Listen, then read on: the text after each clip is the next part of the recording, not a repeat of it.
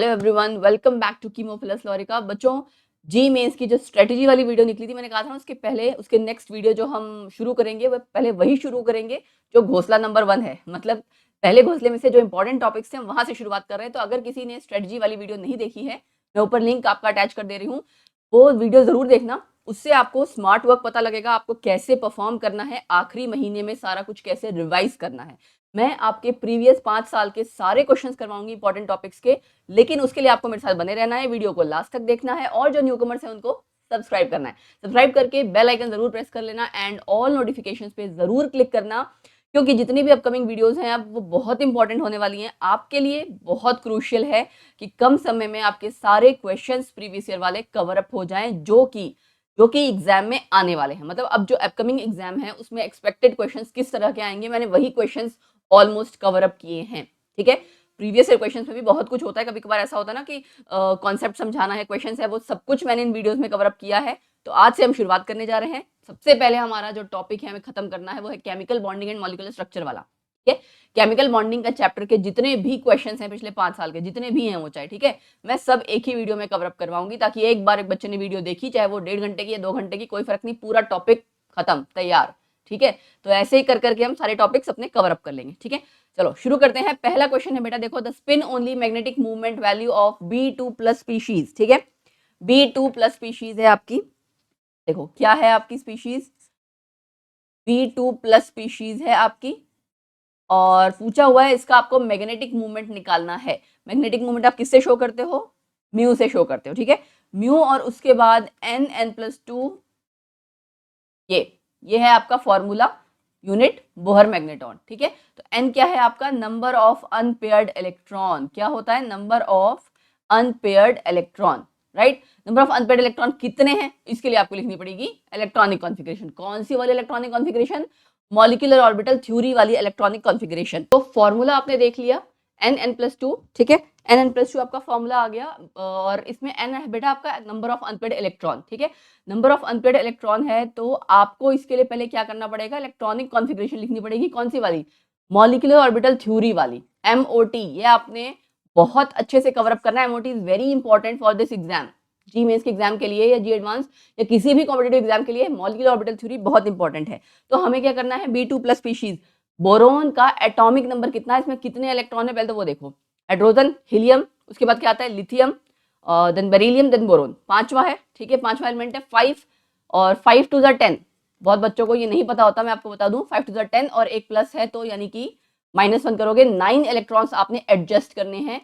कैसे? Star 1s2 star, sorry, sigma 1s2 sigma star 1s2। Molecular orbital diagram आपने किया होगा ना, उसमें आपका क्या होता है? एक आपका बॉन्डिंग मॉलिक्यूलर ऑर्बिटल होता है, एक एंटी बॉन्डिंग, फिर बॉन्डिंग, फिर एंटी बॉन्डिंग, राइट। तो पहले आपके कौन से वाले सिग्मा है, कौन से वाले पाई है? आई होप आप लोगों ने ये चीजें कर रखी होंगी। अगर नहीं कर रखी तो यहाँ पे आपका काफी कुछ रिवाइज हो जाएगा। तो इलेक्ट्रॉनिक कॉन्फ़िगरेशन में आपने लिखा sigma 1s2 sigma star 1s2 sigma 2s2 sigma star 2s2। जरा देख लो कि कितने हो गए, 1 2 3 4 5 6 7 8 नाइन्थ इलेक्ट्रॉन। अब जो आपके 14 इलेक्ट्रॉन्स हैं, उन 14 इलेक्ट्रॉन्स अगर आपके टोटल आते हैं वहां तक के लिए एक अलग डायग्राम है, उससे आगे वाले के लिए अगर नंबर ऑफ इलेक्ट्रॉन्स बढ़ जाते हैं तो उसके लिए अलग डायग्राम है, राइट। अगर आपने देखा होगा बुक में लिखा होता है एक्सेप्शनल डायग्राम फॉर O2, है ना, एंड Ne2, इस तरह से लिखा हुआ था। क्यों? क्योंकि उसमें 14 इलेक्ट्रॉन से ज्यादा इलेक्ट्रॉन्स है। तो यहाँ पे बेटा आपका पहले जो आएगा वो आएगा π2px। ठीक है, π2px π2py। ये मैं अभी पहला क्वेश्चन करवा रही हूं इसका, लेकिन आप देखोगे बहुत क्वेश्चन आने वाले हैं मॉलिक्यूलर ऑर्बिटल डायग्राम वाले, तो बार बार यही लिखना पड़ेगा, sigma 1s2 sigma star 1s2 sigma 2s2 sigma star 2s2। आपकी प्रैक्टिस हो जाएगी लास्ट तक। फिर आपका π2px π2py। ठीक है, π2px π2py में इसमें तो आपका आएगा नहीं, इसमें आपका एक इलेक्ट्रॉन आएगा, और इनकी आपकी एनर्जी बराबर होती है। मैं शॉर्ट में जरा आपको डायग्राम बना दे रही हूँ, क्योंकि अगर कुछ बच्चों को ये तो आपके याद है, इस तरह से आपका डायग्राम होता था, ऐसे। ठीक है, फिर ऐसे अगला भी आपका ऐसे ही रहेगा, है ना। ये तो हो गया सिग्मा 1s और ये सिग्मा 2s वाला। अब ये कंप्लीटली फिल्ड होता है, तो उससे अगला क्या है? उससे आगे वाले जो हैं मॉलिक्यूलर ऑर्बिटल डायग्राम, वो आपके मेन है। ठीक है, उसमें आपको ध्यान क्या रखना है? जब तो आपके 14 इलेक्ट्रॉन से कम है ठीक है, तो आपका ये पैटर्न होगा। पैटर्न कैसा है ये? यहाँ पे है आपका पाई 2p(x) और पाई 2p(y), फिर क्या है सिग्मा 2p(z), z को हम मान के चलते हैं इंटरन्यूक्लियर एक्सिस पे, ठीक है। फिर उसके ऊपर आपका क्या आ जाएगा, ये वाला pi star 2p(x), pi star 2p(y), और ये क्या है सिग्मा स्टार 2p(z), ठीक है।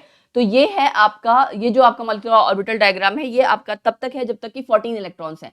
14 इलेक्ट्रॉन से जब ज्यादा हो जाते हैं तो ये चेंज हो जाएगा, ये यहाँ चला जाएगा और ये वाला नीचे आ जाएगा, ठीक है। अभी आएगा जब ऑक्सीजन वाला आएगा तब भी मैं आपको बताऊंगी। तो आपको यही चीज ध्यान रखनी है कि मॉलिक्यूलर ऑर्बिटल डायग्राम क्या है, बस इतना सा। अगर मॉलिक्यूलर ऑर्बिटल डायग्राम याद रहेगा तो आप इलेक्ट्रॉनिक कॉन्फ़िगरेशन लिख पाएंगे। इलेक्ट्रॉनिक कॉन्फ़िगरेशन अगर आप सही लिखोगे तो केमिकल बॉन्डिंग के मॉलिक्यूलर ऑर्बिटल थ्योरी से जितने भी क्वेश्चन आते हैं, क्योंकि इसमें से मैक्सिमम क्वेश्चन आते हैं, यहाँ से आएंगे, हाइब्रिडाइजेशन से आते हैं और ज्योमेट्री वगैरह से आते हैं, लोन पेयर इलेक्ट्रॉन्स, ये वो है ना, इस तरह की चीजें। तो यहाँ वाले सारे सवाल आपके सॉल्व हो जाएंगे। तो कितने आपके इलेक्ट्रॉन्स देख लो, टोटल कर लो कितने हो गए, 1 2 3 4 5 6 7 8 9, 9 हो गए। नंबर ऑफ अनपेयर्ड इलेक्ट्रॉन्स कितना है, 1। क्या आंसर आ जाएगा, फॉर्मूला आपका क्या था मैग्नेटिक मोमेंट का, mu is equal to n की जगह क्या लिखोगे, 1 1 प्लस 2, तो यानी आंसर क्या आ गया, √3, यानी कि 1.732। तो आंसर यहाँ पे क्या आ जाएगा, 1.732 into 10⁻⁻² Bohr magneton, right. Obviously यहाँ पे 10⁻⁻² ऑलरेडी अगर लिखा हुआ है तो उसके हिसाब से आपको क्या करना है, √3 की वैल्यू दे रखी है ना, आपको यहाँ पे आया है √3 बोहर मैग्नेटॉन, बट यहाँ पे साथ में 10⁻⁻² है, तो बच्चे कई बार गड़बड़ी ये कर देते हैं।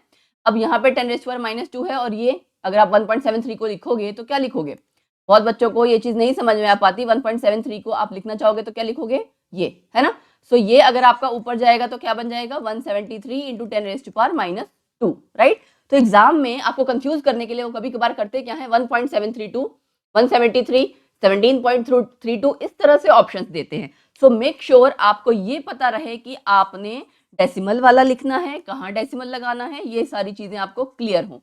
तो यहाँ पे प्रॉपर जो आंसर होगा दैट वुड बी 173, क्योंकि आपका 1.73 जो आपका यहाँ जैसे ऑप्शन दे, ये √3 की वैल्यू दे रखी है ना 1.73, तो आपको 1.73 ही लेना पड़ेगा, 1.732 नहीं ले सकते, ठीक है। एंड 173 आपका आंसर आ गया, क्यों, क्योंकि आपका 10⁻⁻² जब नीचे डिनोमिनेटर में जाएगा तो यही आंसर आएगा 1.73, ठीक है। पहला क्वेश्चन मैंने बहुत अच्छे से समझाया है इसलिए ताकि ये जो आपके इलेक्ट्रॉनिक कॉन्फ़िगरेशन है ये आपको समझ में आ जाए, और जो बेसिक चीजें हैं क्वेश्चन में जो बच्चों की बेसिक गलतियां होती हैं वो भी मैंने आपको पॉइंट आउट कर दी है, ठीक है। गलती यही होती है, डेसिमल डिसिमल वाली जितनी गलती है तो बच्चों की आराम हो जाती है, इसी चक्कर में चारों ऑप्शन में वो गलत अटेम्प्ट कर लेते हैं। अगला क्वेश्चन, और according to molecular orbital theory, दोबारा से आ गया देखो, और ये आप क्वेश्चन देख सकते हो, साथ में मैंने मेंशन कर रखा है सितंबर में जो इवनिंग शिफ्ट है, शिफ्ट 2 वो वाला पेपर है, वो वाला क्वेश्चन है उस वाले शिफ्ट का, ये अगस्त वाली इवनिंग शिफ्ट का क्वेश्चन। तो इस तरह से मैंने सारे क्वेश्चन लिए हैं, तो इसलिए क्वेश्चन ये सारे अगर कोई बच्चा कर लेगा ना उसका जी मेंस क्लियर है। मैं सही बता रही हूँ, जितनी हम सीरीज में क्वेश्चंस लेके आएंगे और खाली क्वेश्चन के साथ साथ मैं कॉन्सेप्ट भी समझाती जाऊंगी तो आपकी तैयारी पूरी यहीं हो जाएगी, सारी रिवीजन हो जाएगी। आई होप आप लोगों तक ये वीडियो पहुंचे।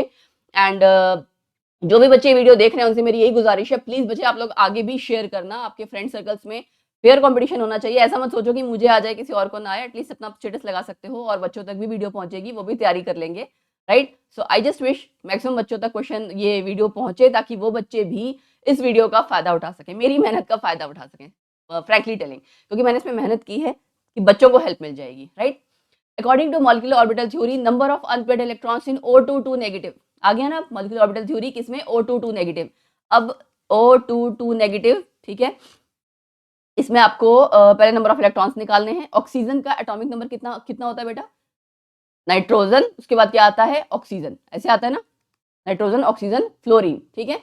सो इसका 7, इसका 8, तो 8 2 जा, ये आपका 2 है ना, ट्वाइस है, 2 एटम है, 8 2 जा 16 प्लस में 2 इलेक्ट्रॉन 2 नेगेटिव के, ठीक है, कितना हो गया 18 इलेक्ट्रॉन। 18 इलेक्ट्रॉन आपको एडजस्ट करने हैं इलेक्ट्रॉनिक कॉन्फ़िगरेशन में, sigma 1s2, sigma star 1s2, sigma 2s2, sigma star 2s2, ये हो गए।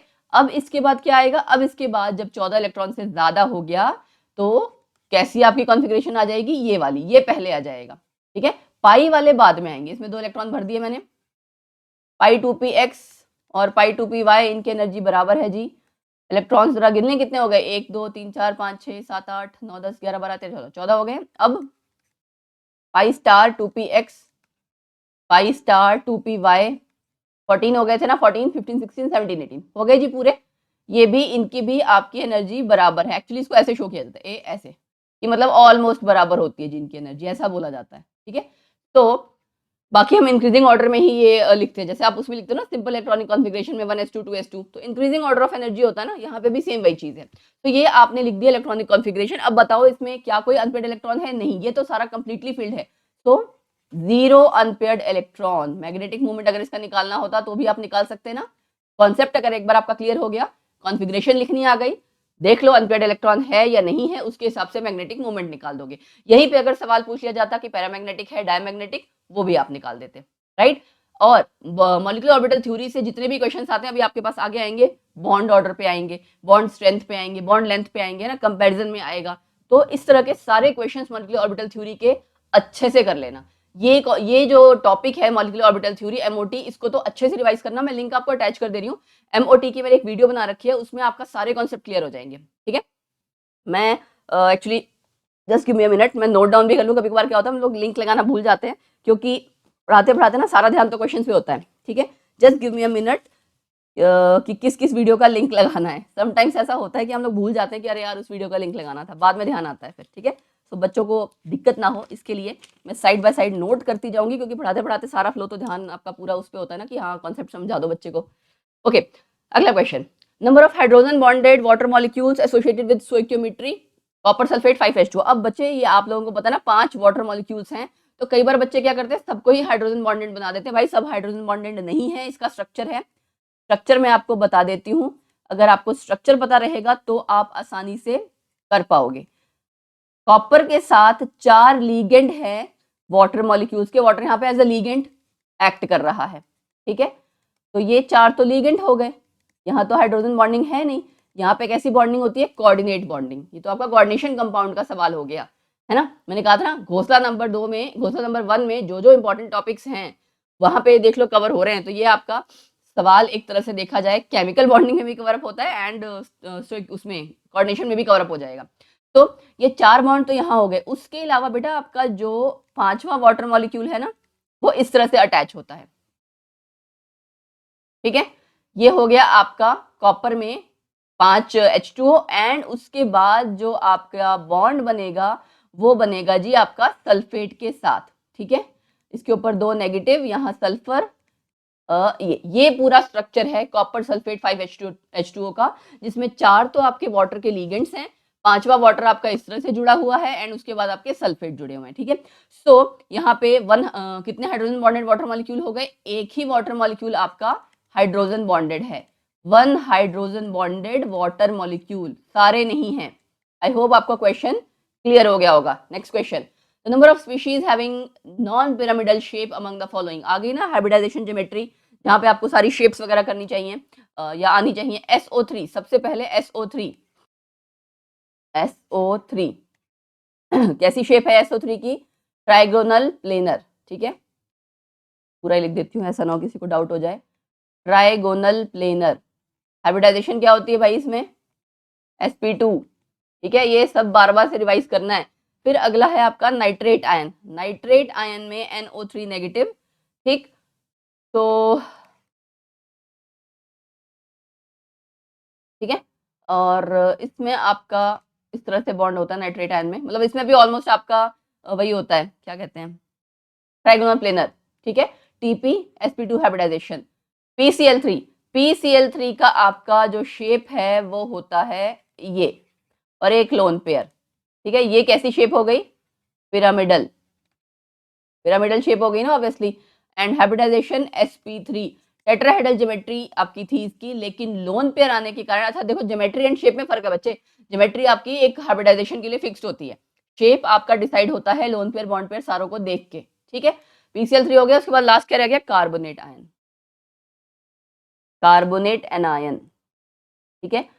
तो ये हो गया जी आपका carbonate anion, CO3 2 negative and okay, क्या रह गया इसमें?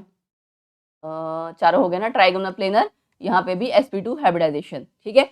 अब यहाँ पे आपका क्वेश्चन पूछा क्या हुआ था? Number of species having non pyramidal shape among the following is. अब ये एक खाली पिरामिडल है, राइट, ये एक पिरामिडल है, बाकी आपकी सारी ही क्या है, नॉन पिरामिडल है। Number of species having non pyramidal shape, एक पिरामिडल है, बाकी तो सबकी नॉन पिरामिडल। तो यहाँ पे आंसर 3 आना चाहिए। कई बार बच्चे जल्दबाजी में यही गलत कर देते हैं कि हमें लिखना क्या है। क्वेश्चन में क्या पूछा है, नॉन पिरामिडल, ये पिरामिडल है, बाकी सारे पिरामिड नहीं है, ट्रायगोनल प्लेनर है, तो 3 आपकी ऐसी थी जो नॉन पिरामिडल हो गई। फाइन। अगला question, AB3 is an interhalogen T-shaped molecule. The number of lone pairs of electron on A is.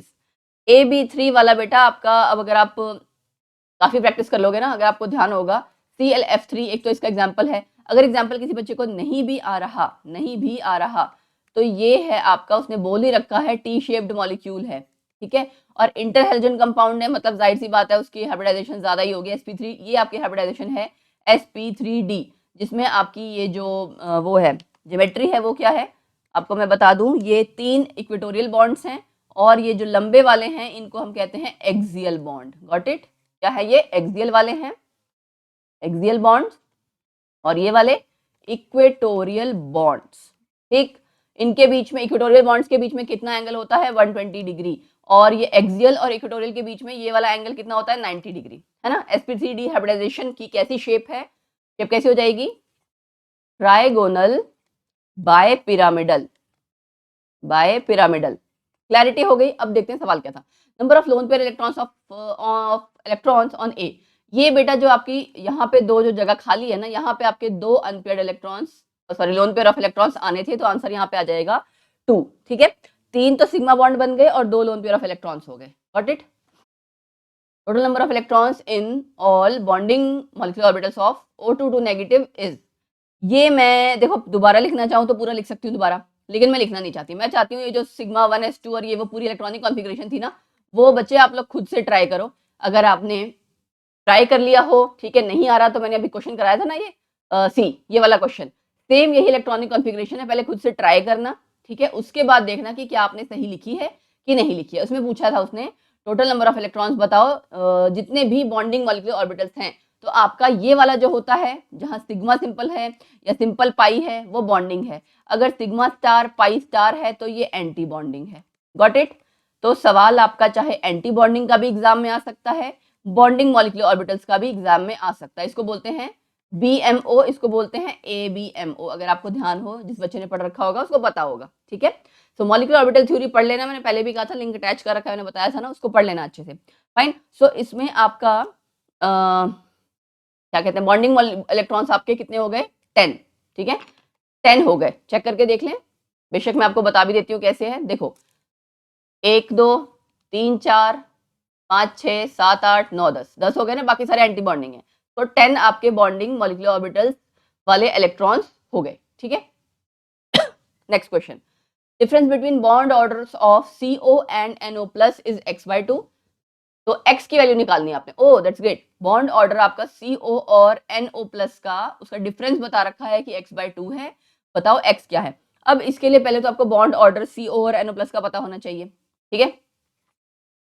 Bond order के लिए क्या पता होना चाहिए, इलेक्ट्रॉनिक कॉन्फ़िगरेशन। तो CO की कार्बन 6 और ऑक्सीजन कितना होता है 8, 8 6 14 इलेक्ट्रॉन, ठीक है। NO+ नाइट्रोजन 7 और ऑक्सीजन NO+ है ना ये, हाँ NO+, 7 और ये कितना है 8, 8 7 15, लेकिन यहाँ पे भी 14 इलेक्ट्रॉन ही है, ठीक है। सो इसका मतलब आपको कॉन्फ़िगरेशन क्या लिखनी है, sigma 1s2, sigma star 1s2, sigma 2s2, sigma star 2s2। इसके बाद 14 है तो ऑब्वियसली पाई 2px, बार बनना पाई लिख देती हूँ मैं, पाई 2px स्क्वायर, पाई 2py स्क्वायर। जरा देख लें हम कि इलेक्ट्रॉन्स कितने हो गए, 14 हो गए, 1 2 3 4 5 6 7 8 9 10 11 12, ठीक है। सिग्मा 2pz स्क्वायर, यही सेम इलेक्ट्रॉनिक कॉन्फ़िगरेशन आपकी यहाँ भी आ जाएगी, ठीक है, आ जाएगी ना। लेकिन यहाँ इलेक्ट्रॉन्स कितने हैं, 7 और 8, 8 7 15, एक कम 14 इलेक्ट्रॉन है ना। तो यस, कॉन्फ़िगरेशन आपकी यहाँ पे भी आ जाएगी। तो बॉन्ड ऑर्डर जब आप निकालोगे ना, बॉन्ड ऑर्डर कैसे निकालते हैं, half of bonding electrons minus anti bonding electrons, ठीक है। निकालते हैं जरा बॉन्ड ऑर्डर हम लोग, हाफ ऑफ बॉन्डिंग इलेक्ट्रॉन्स कितने हैं, 1 2 3 4 5 6 7 8 9 10, ठीक है। 10 माइनस कितने, 1 2 3 4, 10 माइनस 4 6/2 है ना, 6/2 मतलब 3। तो दोनों का बॉन्ड ऑर्डर आ गया आपका भाई 3, ठीक है। बॉन्ड ऑर्डर 3 आ गया, इसका मतलब क्या हो गया, डिफरेंस कितना है 0। 3 माइनस, उसने कहा था ना डिफरेंस बिटवीन बॉन्ड ऑर्डर्स, दोनों का अगर बॉन्ड ऑर्डर 3 है तो डिफरेंस आ गया आपका 0, तो x/2 किसके बराबर लिखोगे, 0 के, तो x क्या आ जाएगा, 0, ठीक है। तो आंसर यहाँ पे आपका फाइनली आ जाएगा 0, x की वैल्यू 0 आ गई, ठीक है। आई थिंक इसमें जितने भी कॉन्सेप्ट्स हम साथ के साथ कवर अप करते जा रहे हैं, जैसे मैंने आप लोगों के लिए पहले ही नोट डाउन कर रखा था कि जो जो कॉन्सेप्ट साथ में आता जाएगा मैं आप लोगों को करवाती जाऊंगी कि आपका रिवीजन भी हो जाए पूरा, खाली क्वेश्चंस नहीं, रिवीजन भी, कॉन्सेप्ट के रिवीजन भी हो जाए। फिर नेक्स्ट है number of lone pair of electrons on the central iodine atom in I3 negative, ठीक है। अब I3 नेगेटिव का स्ट्रक्चर देख लेते हैं, ठीक है। ये है जी I3 नेगेटिव। एक चीज और बच्चे, मैंने ना वैलेंस बॉन्ड थ्योरी और VSCPR थ्योरी, हाइब्रिडाइजेशन कैसे निकालते हैं एंड इस तरह के जो भी मतलब केमिकल बॉन्डिंग से रिलेटेड आपके टॉपिक्स है ना, उसकी वीडियो बना रखी है, तो वो मैं लिंक अटैच कर दूंगी, डिस्क्रिप्शन बॉक्स में भी लिंक डाल दूंगी, आप वो जरूर देख लेना, हाइब्रिडाइजेशन वाली तो जरूर देख लेना, उससे आपको आइडिया लग जाएगा, राइट, क्योंकि वो सीखनी तो पड़ेगी इस चैप्टर के लिए, दैट्स वाई। तो I3 नेगेटिव, ठीक है, इसके ऊपर नेगेटिव चार्ज है, ये हो गया जी I3 नेगेटिव। कितने लोन पेयर्स हैं, 3। अगर किसी बच्चे को स्ट्रक्चर पता होगा तो ये क्वेश्चन तुरंत हो जाएगा, ठीक है। Next question, number of species given below that have 2 loan pair of electrons in their central atom, central atom पे 2 लोन पेयर ऑफ इलेक्ट्रॉन्स हो, SF4। SF4 ना इस तरह से आप लोगों ने देखा होगा, है ना, थोड़ा सा वो सीसॉ शेप्ड होता है, SF4 आपका सीसॉ शेप्ड होता है, ऐसा, ठीक है। और ये बना कहाँ से है बच्चे, बना है आपका, मैं आपको बता दूं, जो sp3 हाइब्रिडाइजेशन नहीं है, वहां से बना है। कैसे, ये आपका एक्चुअली ऐसे होना था, ये, तो यहाँ पे आपका एक लोन पेयर है ये वाला, और बाकी आपका ये सीसॉ शेप आ गया, तो इसमें कितने लोन पेयर हो गए, एक। अगला चलते हैं, अगला है आपका BF4 नेगेटिव, BF4 नेगेटिव, ये, ठीक है। तो सॉरी, BF4 नेगेटिव, यहाँ पे आपका नेगेटिव चार्ज, तो ये आपका हो गया टेट्राहेड्रल sp3 हाइब्रिडाइजेशन, ठीक है। ये शेप भी मैं साथ के साथ इसलिए बताती जा रही हूँ, जहां जहां आएगी शेप आपका क्वेश्चन कवर अप हो जाए, अभी से मैं इसलिए बता रही हूँ। टेट्राहेड्रल आपकी ज्योमेट्री एंड शेप है, इसमें sp3 hybridisation, lone pair of electrons यहाँ पे नहीं है, ठीक है, 0, यहाँ पे 1 था, यहाँ 0 लोन पेयर ऑफ इलेक्ट्रॉन्स है।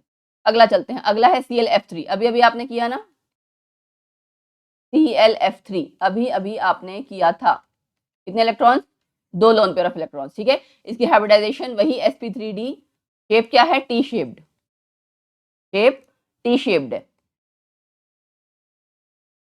देख लो, प्रीवियस ईयर क्वेश्चन के साथ साथ मैं सारा कुछ तुम्हारा रिवाइज करवा दे रही हूँ, इसीलिए कि बच्चे को डर ना लगे। ASF3, ठीक है, ASF3, ASF3 है ना पहले, हाँ, ASF3 आर्सेनिक, ठीक है, और एक ये लोन पेयर, तो ASF3 hybridisation sp3 shape pyramidal and lone pair कितना हो गया, 1, ठीक है जी। ASF3 हो गया, उसके बाद अगला है आपका PCl5, ठीक है। तो PCl5 के लिए ये हो गया आपका PCl5, हाइब्रिडाइजेशन आप देख के पहचान गए होंगे, यही सेम है sp3d एंड शेप क्या है, trigonal bipyramidal, loan pair of electrons 0, कोई इसमें नहीं है, ठीक है। यस, ठीक है, लोन पेयर ऑफ इलेक्ट्रॉन्स हो गए। उसके बाद BRF5, BRF5 कहाँ ड्रॉ किया जाए जी, रुको, यहाँ ड्रॉ करती हूँ मैं,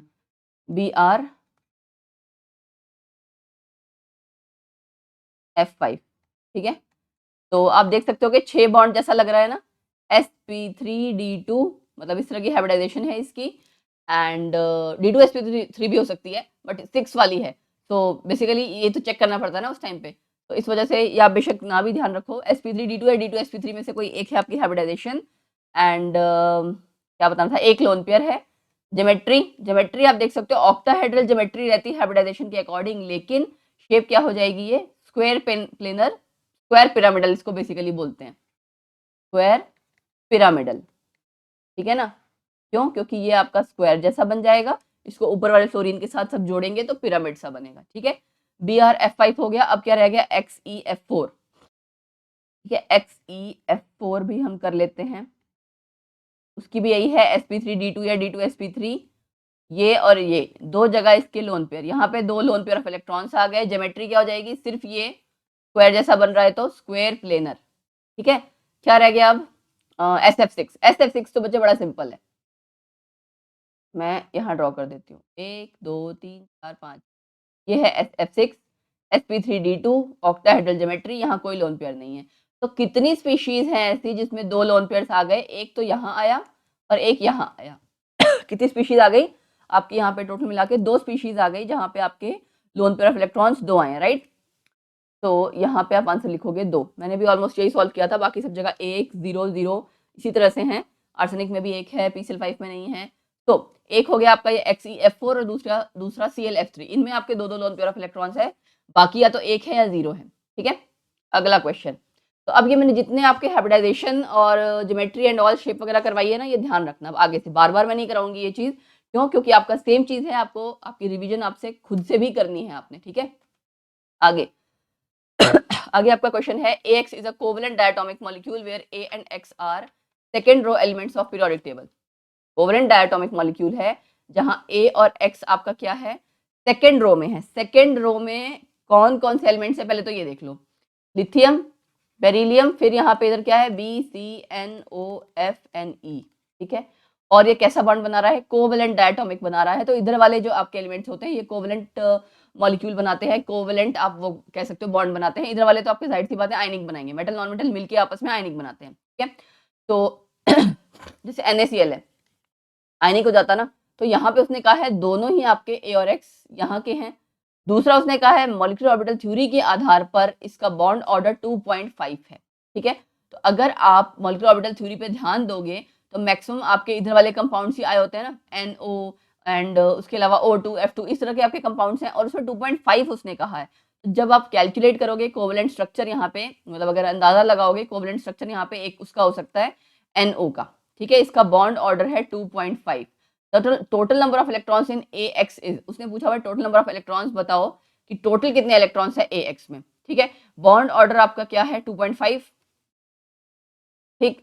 अब इसके लिए आपको क्या करना पड़ेगा, इसके लिए आप लिखोगे क्या बोलते हैं, bond order total number of electrons in AX, yes. इसके लिए फिर से आप लिखोगे इलेक्ट्रॉनिक कॉन्फ़िगरेशन, ठीक है, NO के लिए, जैसे आप पहले भी लिख चुके हो। वहां से जब आप देखोगे तो आपके 15 इलेक्ट्रॉन आएंगे, बॉन्ड ऑर्डर यहाँ से आएगा। 10 आपके बॉन्डिंग ऑर्बिटल्स हैं, 5 इसके, तो sigma 1s2, sigma star 1s2, sigma 2s2, sigma star 2s2, अभी निकाला था ना आपने 14 इलेक्ट्रॉन्स, क्योंकि NO प्लस था, ठीक है।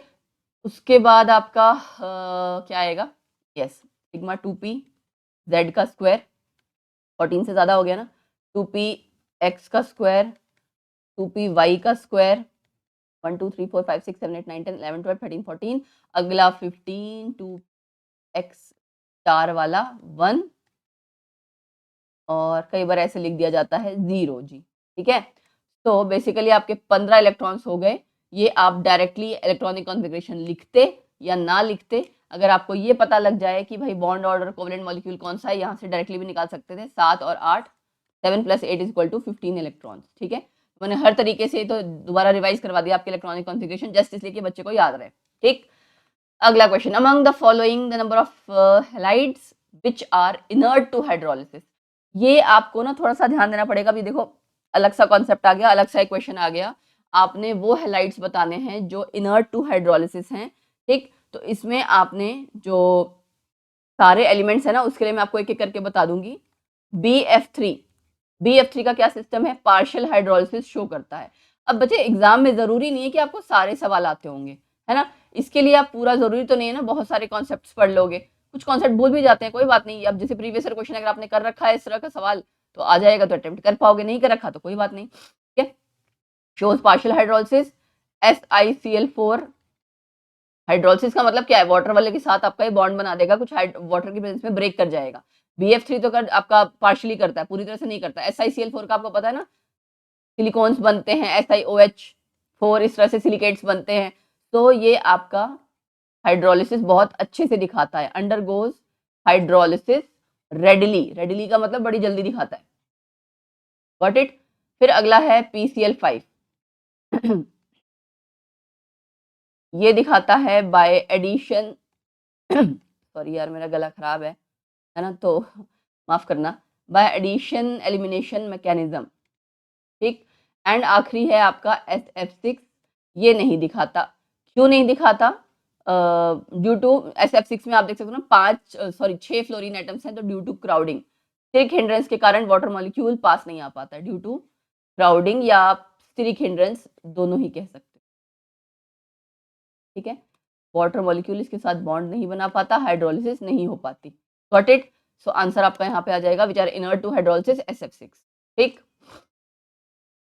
Number of paramagnetic oxides among the following given oxides is, अब ये तो ध्यान देना पड़ेगा, ठीक है। ध्यान कैसे देना पड़ेगा आपको मैं बताती हूँ। पहले तो नंबर ऑफ ऑक्साइड्स देख लो, एक होता है O2 नेगेटिव, एक होता है O22 नेगेटिव, एक होता है O2 नेगेटिव, ठीक है। ये होता है ऑक्साइड आयन, ये होता है आपका पेरोक्साइड आयन, जहाँ पे ऑक्सीजन ऑक्सीजन का सिंगल बॉन्ड होता है, ठीक। एंड ये तीसरा आपका होता है सुपर ऑक्साइड आयन, ठीक है।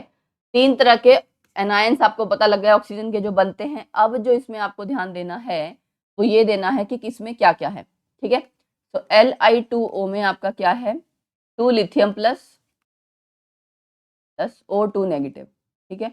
अगर आप इन तीनों से ये पता लगा लो कि इनमें से कौन पैरामैग्नेटिक है, O2 नेगेटिव, O22 नेगेटिव या O2 नेगेटिव, ठीक है। एक है आपका यहाँ पे O के नीचे 2 और एक यहाँ पे 2 नेगेटिव ऊपर है, तो तीनों में फर्क है ना। तो इनमें से अगर आप पता लगा लें कौन सा पैरामैग्नेटिक है कौन सा डायमैग्नेटिक, तो इसमें भी पता लग जाएगा ना। पहले ये देख लेते हैं कैल्शियम में क्या जाएगा, कैल्शियम 2 प्लस O2 नेगेटिव, यहाँ भी ऑक्साइड आयन हो गया। फिर Na2O2 है, ये पेरोक्साइड है, ठीक है। तो ये आपको धीरे धीरे प्रैक्टिस से आएगा, कई बार बच्चों को लगता है कि भाई कैसे होगा, ठीक है। अच्छा, उसके बाद Na2O2 हो गया, अगला क्या है KO2, KO2 में KO2 है ना, हाँ KO2 में K प्लस और साथ में O2 नेगेटिव, ठीक है, सुपर ऑक्साइड आयन है। KO2 के बाद क्या है MgO, Mg का +2 और ऑक्साइड एनायन। फिर क्या है K2O, 2K plus O2 negative, ठीक है। तो आपके पास तीनों तरह के एनायन हैं, oxide ion, peroxide ion, super oxide ion. अब आपको तीनों की क्या लिखनी है, इलेक्ट्रॉनिक कॉन्फ़िगरेशन, वहां से आपको पता लग जाएगा कि भाई कौन पैरामैग्नेटिक है कौन डायमैग्नेटिक है, ठीक है। तो कहाँ लिखे, हम कहाँ लिखे इसको रब कर देती हूँ मैं, ठीक है, क्योंकि मुझे ऑब्वियसली इलेक्ट्रॉनिक कॉन्फ़िगरेशन लिखनी पड़ेगी ना, इस वजह से। आप लोग साथ के साथ क्वेश्चन जो सॉल्व कर रहे हो मेरे साथ उसको नोट डाउन करते जाना, ठीक है। O2 नेगेटिव के लिए बचे सिग्मा 1s2, पहले इलेक्ट्रॉन्स निकाल लो, है ना। इलेक्ट्रॉन्स आपके एक ऑक्सीजन एटम यानी 8 और 2 इलेक्ट्रॉन्स 10 इलेक्ट्रॉन्स पहले में, ठीक है। और उसके बाद 8 2 जा 16 17 18 इलेक्ट्रॉन्स, 8 2 जा 16 17 इलेक्ट्रॉन्स, ठीक है, पता लग गया। Sigma 1s2, sigma star 1s2, sigma 2s2, sigma star 2s2, हो गए 8 इलेक्ट्रॉन। अब इसके बाद क्या होगा, इसके बाद आपका आएगा सिग्मा 2pz का स्क्वायर, 1 2 3 4 5 6 7 8 9 10। तो ये क्या हो गया जी, ये तो डायमैग्नेटिक हो गया, क्यों, क्योंकि इसमें कोई अनपेयर्ड इलेक्ट्रॉन नहीं है, कंप्लीट ऑक्टेट है। फिर हम चलते हैं यहाँ पे, O2 नेगेटिव आपने पहले भी कर रखा है, ठीक है। देखें जरा, O2 नेगेटिव हमने पहले भी किया था, जगह की कमी के कारण मैंने दोबारा से यही इलेक्ट्रॉनिक कॉन्फ़िगरेशन आपको दिखा दी है। तो O2 नेगेटिव में आप देखो आपने कॉन्फ़िगरेशन लिखी ना, ये भी आपका पूरा सब कंप्लीट ऑक्टेट है, यानी कि डायमैग्नेटिक। O2 2 नेगेटिव, सॉरी, ठीक है। O2 2 नेगेटिव भी आपका कैसा हो गया, डायमैग्नेटिक, क्योंकि कंप्लीट ऑक्टेट था।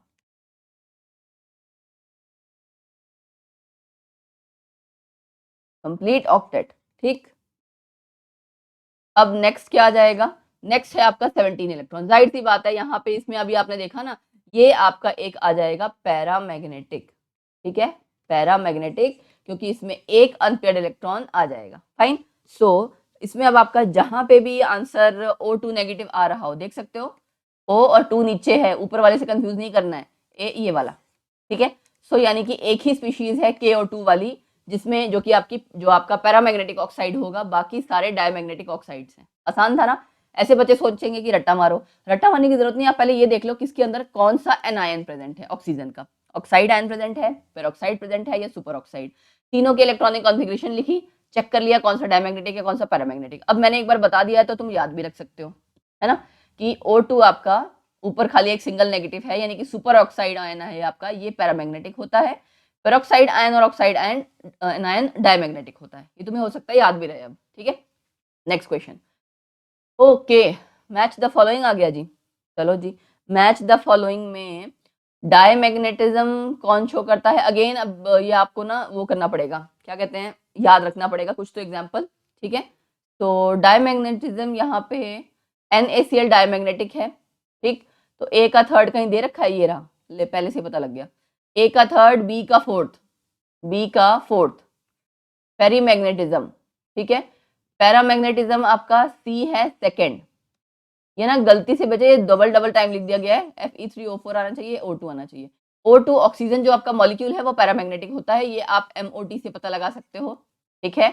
और उसके बाद एंटी फेरोमैग्नेटिक क्या रह गया, MnO, ये वाला। अब बात आती है फेरो का मतलब क्या है, फेरोमैग्नेटिज्म वाला, फेरोमैग्नेटिज्म मतलब परमानेंट मैग्नेटिज्म, जब आप हटा दोगे ना वो मैग्नेटिक फील्ड तो भी आपका मैग्नेटिज्म शो करता रहेगा वो, ठीक है, तो इसलिए ये क्या होता है, परमानेंट मैग्नेटिज्म, ठीक। फाइनल्स वगैरह जो होते हैं ना वो आपके काफी दिखाते हैं परमानेंट मैग्नेटिज्म, ठीक है। फेरो का हो गया, एंड उसके बाद मैं एक डायग्राम भी बनवाना चाहती हूँ, ये परमानेंट मैग्नेटिज्म, इस तरह से आपका जो वो डोमेन्स है वो अरेंज हो जाते हैं कि आपका जो पैरामैग्नेटिज्म की जो मतलब पैरामैग्नेटिक जो वैल्यू आएगी ओवरऑल मैग्नेटिक मूवमेंट की वो भी काफी ज्यादा होगी, मैग्नेटिक मूवमेंट की वैल्यू इसमें काफी ज्यादा आती है, ठीक है।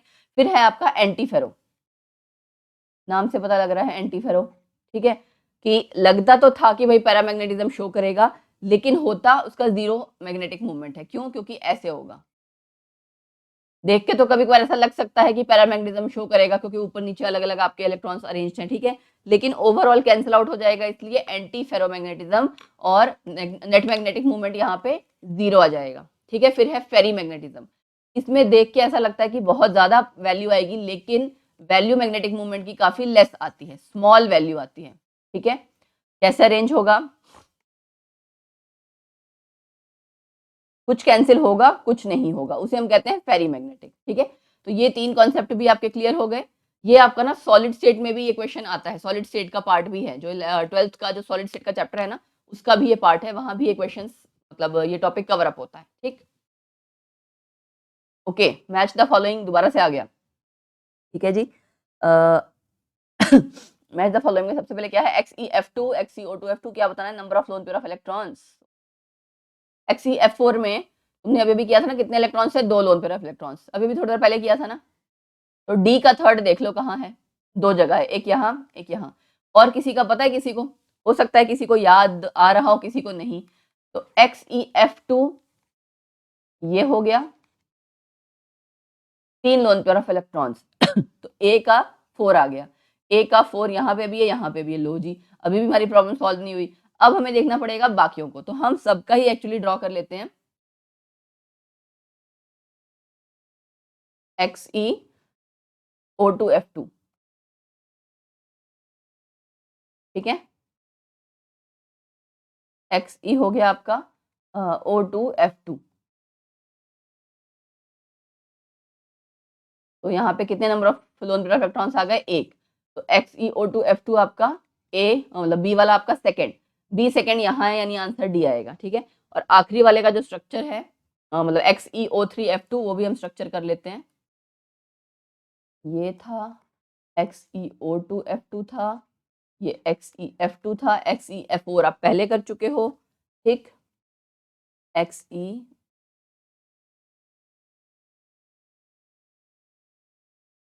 लो XeO3F2, गॉट इट।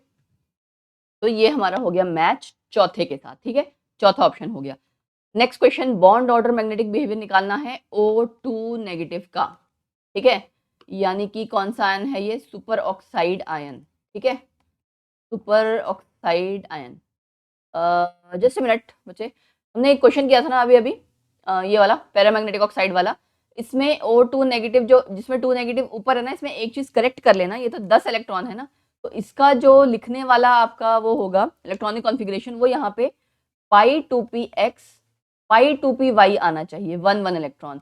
तो ये भी आपका पैरामैग्नेटिक होगा। ये मेरे से गलती हो गई, मुझे ध्यान नहीं रहा, O2 नेगेटिव, उसमें हमने वो वाला मॉलिक्यूलर ऑर्बिटल डायग्राम लगा दिया जो बाकियों में था, बट एक्चुअल में ये वाला नहीं आएगा, मतलब मोर देन 14 इलेक्ट्रॉन्स वाला आपका इसमें नहीं आएगा, लेस देन 14 इलेक्ट्रॉन वाला आपका मल्टी ऑर्बिटल डायग्राम इसमें एप्लीकेबल होना था, ठीक है, बट मैंने दूसरा लगा दिया गलती से, so my mistake, sorry for that, इसको करेक्ट कर लेना।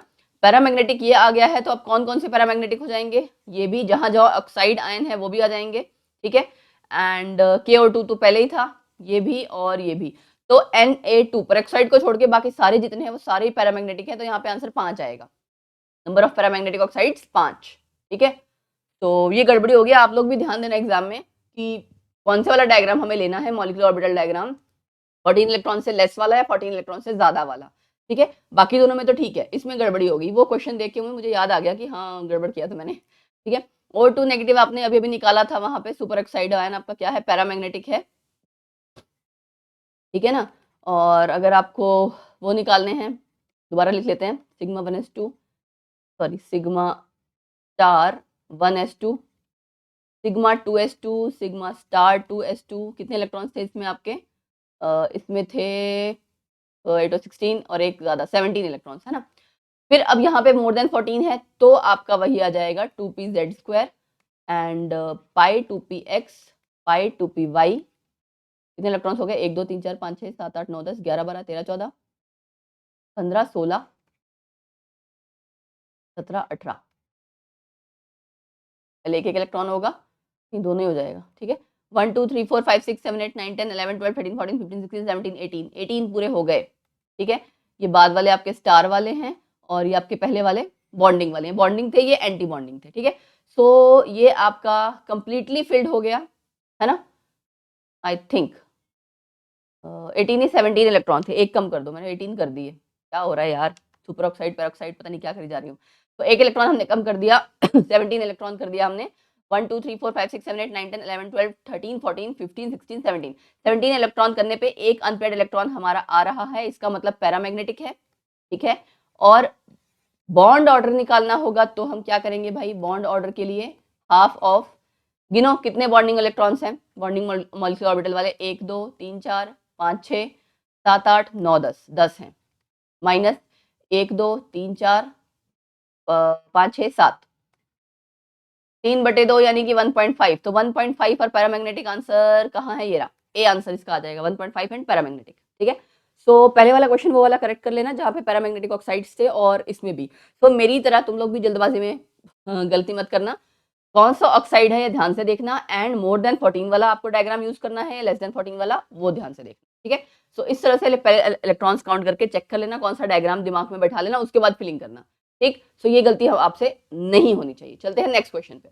ओके, सो नेक्स्ट क्वेश्चन हमारा क्या है, identify the species having 1 pi bond and maximum number of canonical forms या कैनोनिकल स्ट्रक्चर्स, ठीक है, यानी रेजोनेटिंग स्ट्रक्चर्स आप जैसे ऑर्गेनिक कंपाउंड्स के लिखते हो वैसे इनके भी लिखते हो ना, इनऑर्गेनिक कंपाउंड्स के। सो सबसे पहले आपका क्या है, SO3, SO3 देखो आपका ये होता है, इसका एक अकेला यही स्ट्रक्चर है, ठीक है, SO3 हो गया। उसके बाद आपका एक ऑप्शन है SO2, वो आपको पता है ऐसा रहता है। O2 में आपको पता है ये कार्बोनेट आयन ही एक ऐसा आंसर है जो मुझे लगता है आप लोगों ने वैसे भी पढ़ रखा होगा। CO3 2 नेगेटिव है ना, ये हो गया CO3, इन दोनों पे नेगेटिव है। इसके कैनोनिकल स्ट्रक्चर्स की अगर मैं बात करूं तो यहाँ पे आपका जो डबल बॉन्ड जैसे ऊपर वाला था ना, अब यहाँ हो सकता है, यहाँ भी हो सकता है, ठीक है। तीसरा स्ट्रक्चर क्या हो जाएगा जी इसका, 2 जगह डबल बॉन्ड हो गए, अब यहाँ डबल बॉन्ड शो कर दो, दैट्स इट, ठीक है। तो इसी के 3 कैनोनिकल स्ट्रक्चर्स हैं, तो इसका मतलब आपका जो आंसर बनेगा, इसने पूछा था identify the species having 1 pi bond एक ही है क्योंकि डबल बॉन्ड आपका ये था है ना, इसमें तो आपके पाई बॉन्ड भी ज्यादा हो जाएंगे, आपको खुद पता है, यहाँ पे भी है, यहाँ पे भी एक है पाई बॉन्ड, लेकिन पाई बॉन्ड उनको एक ही चाहिए और maximum number of canonical structures या कैनोनिकल फॉर्म्स चाहिए, तो वो आपका करेक्ट आंसर हो जाएगा डी ऑप्शन, ठीक है। फिर next question, in the following the correct bond order sequence, see bond order molecular orbital theory से related questions बार बार आ रहे हैं, ये आप देख चुके होंगे, मैंने स्टार्टिंग से लेके अब तक बहुत बार वो जो पूरी इलेक्ट्रॉनिक कॉन्फ़िगरेशन है कई बार लिखी है ना, मैंने आपको ऑलरेडी क्लियर कर दिया है। 14 इलेक्ट्रॉन्स तक हमें कौन सा डायग्राम यूज करना है, एनर्जी लेवल डायग्राम, 14 इलेक्ट्रॉन्स से ज्यादा कौन सा यूज करना है, बस आपको वो दिमाग में होना चाहिए, उसके बाद इलेक्ट्रॉन की फीलिंग करनी आनी चाहिए एंड इलेक्ट्रॉनिक कॉन्फ़िगरेशन लिखना है, उसी पे बेस्ड आपका क्वेश्चन होगा, ठीक है। बाकी इसमें प्रैक्टिस है कि किसी बच्चे ने बहुत ज़्यादा प्रैक्टिस कर रखी है तो इसको वो सॉल्व करने में पूरा मतलब इतना टाइम नहीं लगेगा। कुछ बच्चों को प्रैक्टिस करते-करते माइंड में बैठ जाता है कि क्या सीक्वेंस है, ठीक है। जैसे कि मैं आपको बता दूं यहाँ पे बॉन्ड ऑर्डर में सबका लिख दे रही हूँ, ठीक है। बॉन्ड ऑर्डर O2 का आपको पता ही है ट्वाइस है, ठीक है। और आपकी कौन सी स्पीशीज है, O2 नेगेटिव है, O2 2 नेगेटिव है, ठीक है, एंड O2 पॉजिटिव है। तो ये है आपकी स्पीशीज हैं चारों, O2 नेगेटिव मतलब O2 2 नेगेटिव, O2 पॉजिटिव हो गया, O2 नेगेटिव हो गया एंड O2 हो गया, ठीक है। चार आपकी स्पीशीज हो गई। इसमें आपका बॉन्ड ऑर्डर है 2, 1.5, 1 एंड 2.5। ये हो गया आपका बॉन्ड ऑर्डर का सीक्वेंस, ठीक है। अब उसने पूछा था, और O2 में आपको पता है 16 इलेक्ट्रॉन्स हैं, ठीक है। उसने पूछा था कि करेक्ट बॉन्ड ऑर्डर सीक्वेंस बताइए। बॉन्ड ऑर्डर का सीक्वेंस इसकी जगह हो सकता था, वो ये कहते थे कि बॉन्ड लेंथ का, बॉन्ड स्ट्रेंथ का। तो आपको अगर बॉन्ड ऑर्डर पता है तो उससे आपको बॉन्ड लेंथ, बॉन्ड स्ट्रेंथ, ये सारे रिलेशंस आई थिंक कोरिलेट करने आते होंगे। जितना ज्यादा बॉन्ड ऑर्डर है, मतलब जैसे सपोज करो 3 बॉन्ड है, मतलब नाइट्रोजन में जैसे आपका एग्जाम्पल 3 बॉन्ड होते हैं ना, तो इसका बॉन्ड ऑर्डर 3 होगा। तो इसका मतलब बॉन्ड स्ट्रेंथ इसकी बहुत ज्यादा है, बॉन्ड लेंथ बहुत कम है। तो बस आपको bond order directly proportional to bond strength, ठीक है, ये रिलेशन याद रखना है। Bond order directly proportional to bond strength. ये मैं क्यों बता रही हूँ, क्योंकि इसी पे बेस्ड क्वेश्चंस बहुत सारे बन जाते हैं। बॉन्ड लेंथ, ठीक है, गॉट इट। ये हो गया आपका सारे रिलेशंस। अब यहाँ पे बॉन्ड ऑर्डर अगर आप देखोगे तो कौन सा बैठ रहा है, ये सबसे ज्यादा होना चाहिए O2 प्लस वाला, इन दोनों में है, ठीक है। उसके बाद कौन सा होना चाहिए, O2 इसमें है, सी इसका करेक्ट आंसर हो जाए, ठीक है, C is the correct answer. Next question, match the following SF4 IF5 NO2 plus NH4 plus. अब एक क्वेश्चन मॉलिक्यूलर ऑर्बिटल थ्योरी वाला जो बहुत रिपीट होता है, दूसरा आपका हाइब्रिडाइजेशन, ज्योमेट्री, शेप, इससे रिलेटेड क्वेश्चन आपका रिपीट होगा ही होगा, ठीक है। सो ये आपका क्वेश्चन नंबर 18 है। इसका आंसर है, पहले मैं आपको बता देती हूँ आंसर, सी ऑप्शन है ए का थर्ड। आई होप आपको किसी को कुछ तो याद होगा। SF4 अगर मैं आपसे कहूँ, sp3 हाइब्रिडाइजेशन, ये देखो हाइब्रिडाइजेशन वाली चीज तो ना, अगेन वो शेप एंड हाइब्रिडाइजेशन अच्छे से आनी चाहिए, आप लोगों ने प्रैक्टिस कर रखी होगी तभी निकाल पाओगे, ठीक है ना। SF4 में आपको याद है सीसॉ वाला आपका होता है, तो वहाँ पे sp3 हाइब्रिडाइजेशन होती है। अगर ज्योमेट्री की बात करें तो ट्राइगोनल बाइपिरामिडल होती है, ठीक है। फिर आपका IF5 में हो जाएगा sp3d2, ठीक, sp3d2 बी का फर्स्ट, ठीक है, सी का फिफ्थ, यानी कि sp NO2 प्लस आपका sp हाइब्रिडाइजेशन है, और चौथा हो जाएगा डी का फोर्थ, अमोनियम आपको ऑलरेडी पता ही है। तो इनमें से मुझे लगता है कभी कभार आपको सारे आयंस नहीं पता होते, सारे कंपाउंड्स नहीं पता होते, हो सकता है बच्चे को 4 में से 2 3 कुछ तो आते होंगे ना, वहां से आइडिया लग जाता है आपको ऑप्शंस का, ठीक है। ये हो गया जी। ये जो टॉपिक्स मैं बता रही हूँ इनको छोड़ के बिल्कुल मत जाना, ये बहुत स्कोरिंग चैप्टर है, स्कोरिंग टॉपिक्स हैं। अगर ये आपने एक बार पढ़ रखे होंगे अच्छे से, हाँ लास्ट मोमेंट में अगर पढ़ रहोगे तब नहीं आता होगा, बट मैं उम्मीद करती हूँ कि बच्चे ने पूरी प्लस 1 प्लस 2 पढ़ी है, इस पे बेस्ड बहुत सारी चीजें आती हैं। मतलब जैसे आपका सपोज करो हाइब्रिडाइजेशन वाला है, वैलेंस बॉन्ड थ्योरी जब पढ़ोगे तब आएगा, क्रिस्टल फील्ड थ्योरी वाला जब आप चैप्टर पढ़ते हो वहां पे भी आता है। तो बार बार प्रैक्टिस से आई होप आपको अब तक आता होगा, ठीक है, छोड़ के मत जाना ये टॉपिक्स। नेक्स्ट फिर से आ गया हाइब्रिडाइजेशन, देखो एटॉमिक ऑर्बिटल्स की, अभी अभी आपने NO2 प्लस की पिछले क्वेश्चन में की थी ना, NO2 प्लस, सी की क्या थी, फिफ्थ, अगर ये बच्चे को पता होगा। सो सी की फिफ्थ यानी sp हाइब्रिडाइजेशन, ठीक है ना, ये देखो यहाँ पे था ना सी का फिफ्थ यानी कि sp हाइब्रिडाइजेशन। अब sp इनमें से, इन दोनों में से, तो अगर किसी बच्चे को ध्यान है तुरंत याद रह जाएगा, तो आपका ये 2 ऑप्शन सिर्फ रह गए जिनमें से आपको चूज करना है। हाइब्रिडाइजेशन आपकी इन चारों में से, NH4 की भी आपको पता ही है, sp3, बस हो गया आंसर डी, ठीक है ना, डी आंसर हो गया ना। तो इस तरह से आपको सिंपल सिंपल क्वेश्चंस हैं जो आपने ऑलरेडी कर रखा होगा, मैं आपको एक बारी NO2 नेगेटिव, NO2 पॉजिटिव और NH4 पॉजिटिव, ठीक है। NO2 नेगेटिव आपका sp2 हाइब्रिडाइजेशन है, ये आपने अभी किया sp, और ये sp3। तो हाइब्रिडाइजेशन जो भी क्वेश्चन आप करते जा रहे हैं उनको माइंड में रखना, आई होप आप ध्यान रखोगे, ठीक है। और इसके साथ यस ऑलमोस्ट जो आपका पॉइंट था वो साथ साथ बता चुकी हूँ। जो जो आपके की पॉइंट्स हैं जो आपको ध्यान रखना है वो मैंने इसलिए हमेशा नोट डाउन किए होते हैं, ताकि इतना सारा कुछ बताना होता है कहीं स्किप ना हो जाए कुछ भी ऐसा जो बच्चे के लिए बहुत इंपॉर्टेंट है एग्जाम के लिए। तो next question, the oxide that shows magnetic property.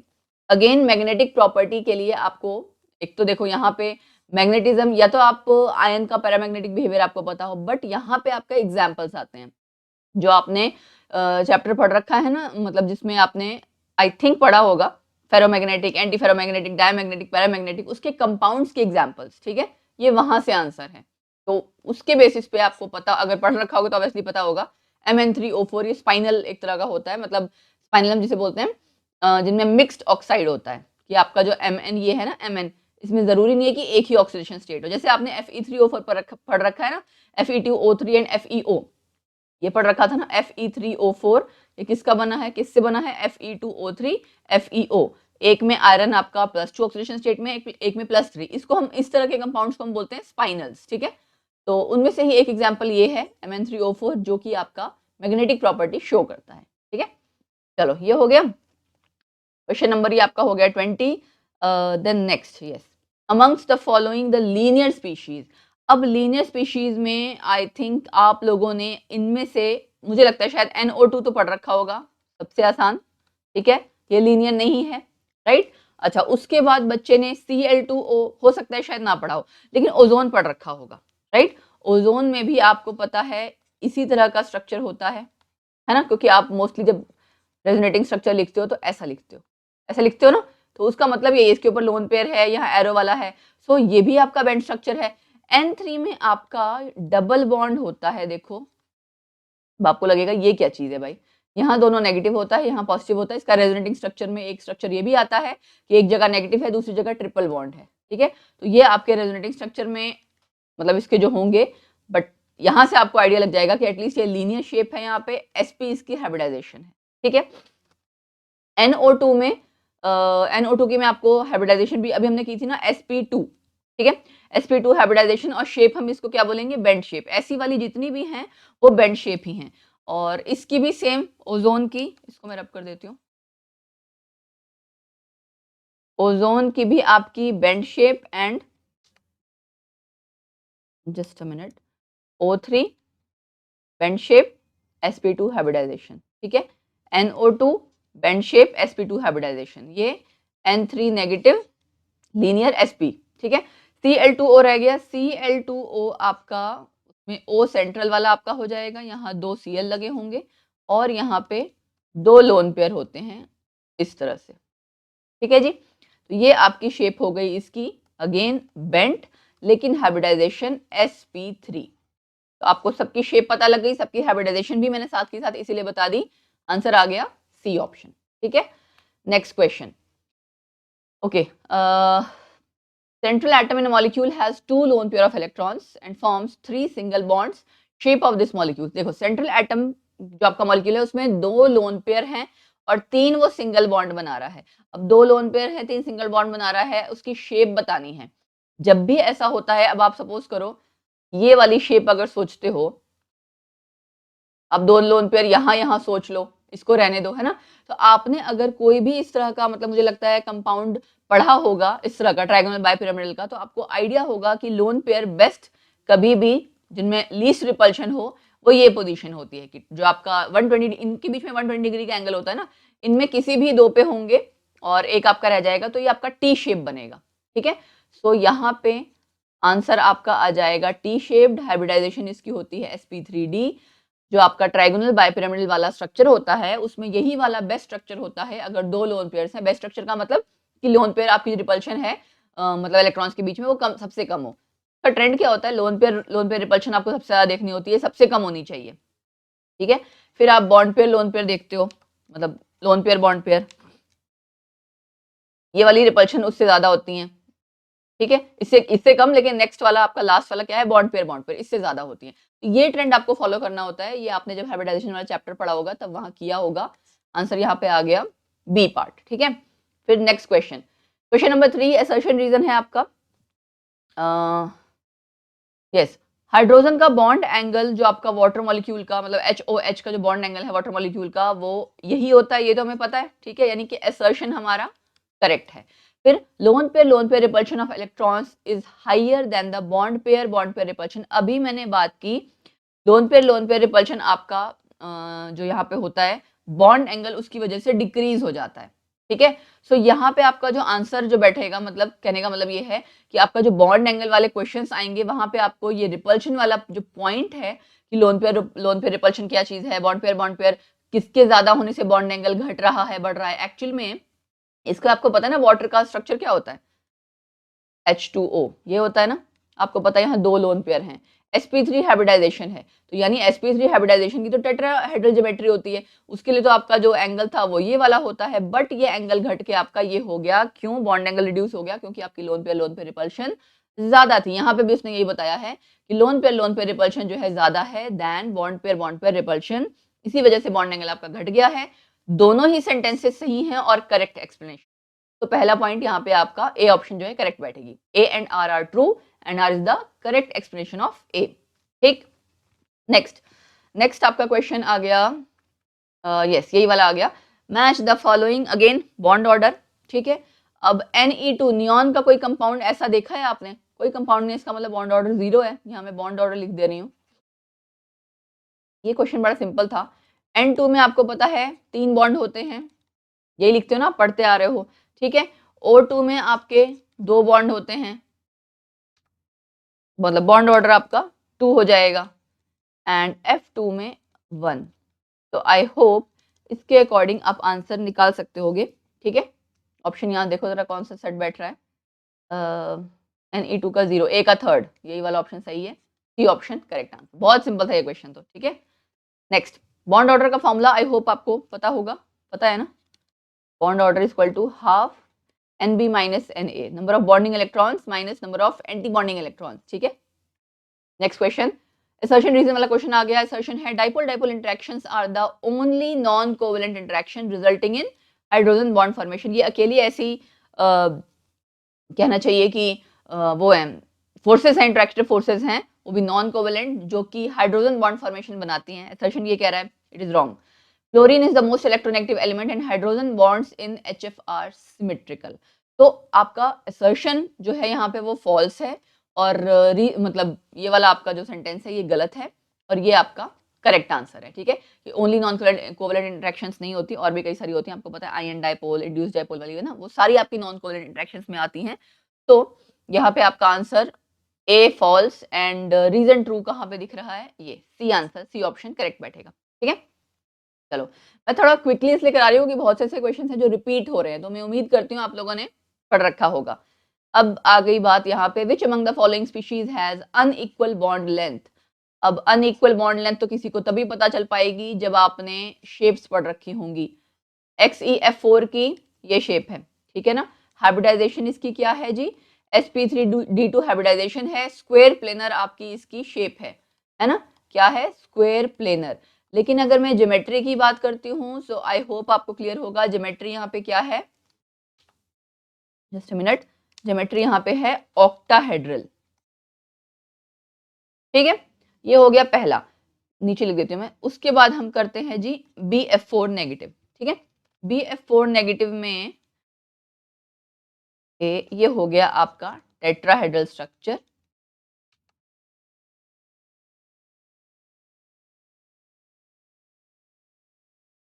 चार फ्लोरीन एटम्स आप अटैच करेंगे, एक नेगेटिव। तो आई होप आपको हाइब्रिडाइजेशन समझ में आ रही होगी, sp3 हाइब्रिडाइजेशन है, राइट। फिर उसके बाद आपका आता है SiF4, ये भी सेम है, SiF4 हाइब्रिडाइजेशन sp3। ठीक है, ये हो गया। अब लास्ट में SF4, थोड़ी देर पहले भी हमने किया था SF4, मैंने कहा था ना सीसॉ शेप्ड, यहाँ लोन पेयर है। ठीक है, और ये लोन पेयर भी अगर किसी को, आई होप तो सबको विजिबल होगा, वैसे तो मैंने बना रखा है। तो SF4 ये आपकी सीसॉ शेप हो गई। ठीक है, sp3 हाइब्रिडाइजेशन ज्योमेट्री वैसे क्या होती, ट्रायगोनल बायपिरामिडल। तो उसने पूछा था अनइक्वल बॉन्ड लेंथ्स इनमें से कौन सी स्पीशीज में है, यहाँ पे भी सेम, इन सब में सेम है, तीनों में है ना। अनइक्वल किस में है, SF4 में। तो आंसर आपका क्या आ जाएगा, SF4 वाला कहाँ है, ऑप्शन चौथी, डी ऑप्शन। यहाँ पे ये वाला आपका जो ये वाली बॉन्ड्स होते हैं, ये वाला ये एक्सियल बॉन्ड्स होते हैं, और ये छोटे वाले आपके इक्वेटोरियल बॉन्ड्स होते हैं, है ना। ये जो आपका 120 डिग्री एंगल पे होते हैं वो इक्वेटोरियल बॉन्ड्स होते हैं, ये वाले, ये 120 डिग्री एंगल है ना, ये वाले बॉन्ड्स आपके, जो मैं थोड़ा सा डार्क कर रही हूँ, इक्वेटोरियल बॉन्ड्स हैं ये इनका साइज लेंथ छोटी होती है, एक्सियल बॉन्ड आपके थोड़े ज्यादा लंबे होते हैं। ठीक है, चलो next question, according to molecular orbital theory the species among the following that does not exist, जो एग्जिस्ट नहीं करती। बॉन्ड ऑर्डर चेक कर लें, बस सिंपल सी बात है। ठीक है, बॉन्ड ऑर्डर सबके आप आई होप निकाल ही लोगे। इसका है 1, फिर H, ये पता है क्या, आप खाली देख के नहीं आपको करना, आपको बॉन्ड ऑर्डर निकालना पड़ेगा। Be2 He2 नेगेटिव, ऐसे मन में सोचो यार ये तो हमने कहीं पढ़े ही नहीं कभी और ये तो एग्जिस्ट नहीं करते, नहीं, according to molecular orbital theory उसने कहा है, तो आपको ये सब चेक करना पड़ेगा according to molecular orbital theory, ठीक है। सो ये आपकी स्पीशीज हो गई। इसका आपका आंसर है बॉन्ड ऑर्डर का 0.5, इसका भी 0.5 है, इसका है 0, ठीक है। सो यानी कि Be2 इसके अकॉर्डिंग एग्जिस्ट नहीं करता, बी ऑप्शन यहाँ पे करेक्ट आ जाएगा, ठीक है। Next question, correct shape and III bond angles respectively in I3 negative ion. ये कुछ जो स्पीशीज है ना जो बार बार रिपीट होती हैं, इनको आप ऑलरेडी कर लेना अच्छे से। I3 नेगेटिव की आपकी शेप ना लीनियर होती है, ठीक है। तो अगर यहां से तो देखो आंसर क्लियरली पता लग गया, ए आंसर है, मतलब लीनियर है और एंगल भी 180 डिग्री है। बट हो सकता है किसी बच्चे ने नहीं पढ़ रखा हो, तो मैं आपको शेप बता दूं, यहाँ एक लोन पेयर, यहाँ लोन पेयर, यहाँ लोन पेयर, ठीक है, क्लियर हो गया। एंड I3 नेगेटिव में से फिर आपको पता है इनमें से एक यहाँ नेगेटिव चार्ज आप शो कर देते हो। ये इसकी शेप है, एंगल इसके पूरे के बीच में 180 डिग्री है ना, तो ए आंसर यहाँ पे सेट बैठेगा। Correct set from the following, this question है, correct set from the following in which in which both pairs are in correct order of melting point, ठीक है। Correct set from the following in which both pairs are in correct order of melting point. LICL LIF इन दोनों के बीच में, ये आपने Fajans rule जिसको बहुत बोलते हैं, ये पढ़ रखा है कि नहीं, ये वाले रूल्स जरूर पढ़ लेना, क्योंकि इसमें आपका जो कोवलेंट नेचर आप पढ़ते हो ना, कोवलेंट बॉन्डिंग वाला, उससे डिसाइड होगा ये क्वेश्चन। तो LIF हमेशा ग्रेटर देन रहेगा LICL, एक तो ये, और MgO ग्रेटर देन रहेगा NaCl, ठीक है। इसका रीजन क्या है, लैटिस एनर्जी जिसकी ज्यादा होगी उसी का मेल्टिंग पॉइंट ज्यादा होगा। मैं शॉर्ट में बता रही हूँ क्योंकि हम पूरा चैप्टर ऐसा नहीं रिवाइज कर सकते ना, ये पॉइंट्स हम रिवाइज कर रहे हैं। लैटिस एनर्जी ज्यादा है तो मेल्टिंग पॉइंट ज्यादा होगा। अब लैटिस एनर्जी ज्यादा कैसे होगी, उसके लिए आपके पॉइंट्स हैं, वो आपको क्या ध्यान रखना है। लैटिस एनर्जी के 2 पॉइंट्स हैं, ठीक है। लैटिस एनर्जी मैंने पहले बताया हुआ है, अमाउंट ऑफ एनर्जी रिक्वायर्ड, जो कि आपका लैटिस जो बन रहा है उसको तोड़ने के लिए है ना। Lattice energy decreases as size के साथ, साइज आपका किसका, हैलाइड आयन का, size of halide ion increases, ठीक है। लैटिस एनर्जी आपकी घटेगी जैसे जैसे आपका हैलाइड आयन का साइज बढ़ेगा। दूसरा इंक्रीज होगी कब, एज आयन का जो चार्ज है वो इंक्रीज होगा, आयन चार्ज, मतलब charge on the ion increases, ठीक है, और साइज आपका डिक्रीज होगा। उसके वो जाहिर सी बात है, यहाँ पे आपने एक चीज पढ़ लिया ना, साइज आपका हैलाइड आयन का अगर बढ़ रहा है तो लैटिस एनर्जी कम, हैलाइड आयन का साइज आपका Cl नेगेटिव, इसका साइज बड़ा होगा तो इसकी लैटिस एनर्जी कम, कम तो इसका जाहिर सी बात है मेल्टिंग पॉइंट भी उसके हिसाब से चेंज हो जाएगा, ठीक है। सो यहाँ पे इसके अकॉर्डिंग जो करेक्ट ऑप्शन बैठ रहा है आपका, दैट इज, इसको चेक कर लो आप, LIF LICL किसमें ज्यादा है, इसमें और इसमें, और MgO NaCl यानी कि डी ऑप्शन यहाँ पे करेक्ट है, ठीक है। तो आई होप आपको ऑप्शंस क्लियर हो गई होंगी कि मुझे कैसे चूज करनी है। फेजान रूल आप अगर एक तो पढ़ लेना, साइज वगैरह का फर्क उससे मतलब पता लग जाएगा। दूसरा लैटिस एनर्जी का कॉन्सेप्ट हमेशा याद रखना, लैटिस एंथैल्पी, हाइड्रेशन एंथैल्पी, इस तरह के इस पे बेस्ड क्वेश्चंस काफी आते हैं। लैटिस एंथैल्पी मतलब, लैटिस एनर्जी मतलब अमाउंट ऑफ एनर्जी रिक्वायर्ड, वो जो पूरा आपके लैटिस की बात हो रही है, और वो कैसे आपका डिसाइड होता है, साइज और चार्ज के हिसाब से। साइज अगर बढ़ेगा हैलाइड आयन का तो लैटिस एनर्जी घटेगी। भाई जाहिर सी बात है, साइज बढ़ रहा है, बॉन्ड को तोड़ना आसान है, ज्यादा एनर्जी देनी नहीं पड़ेगी, तो लैटिस एनर्जी घट गई, है ना, अमाउंट ऑफ एनर्जी रिक्वायर्ड घट गई।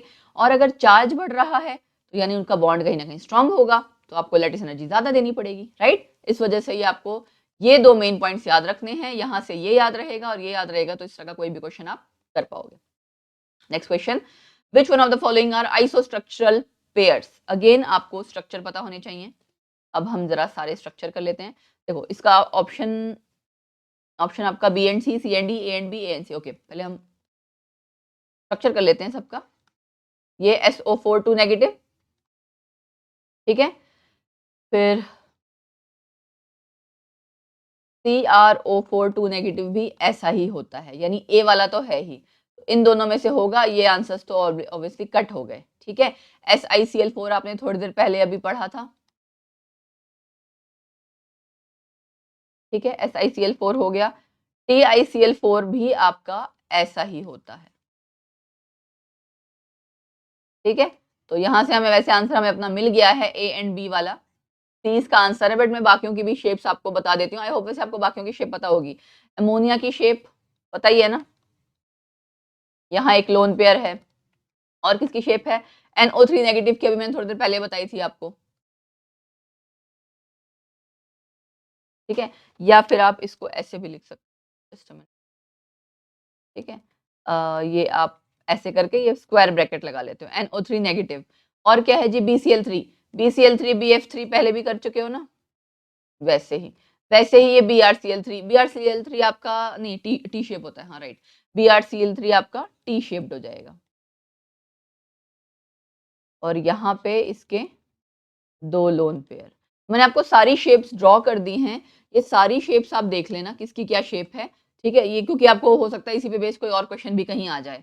बट आंसर यहाँ पे आपका कहाँ कहाँ सेम आ रहे हैं, आइसो स्ट्रक्चर मतलब जिनका स्ट्रक्चर सेम हो।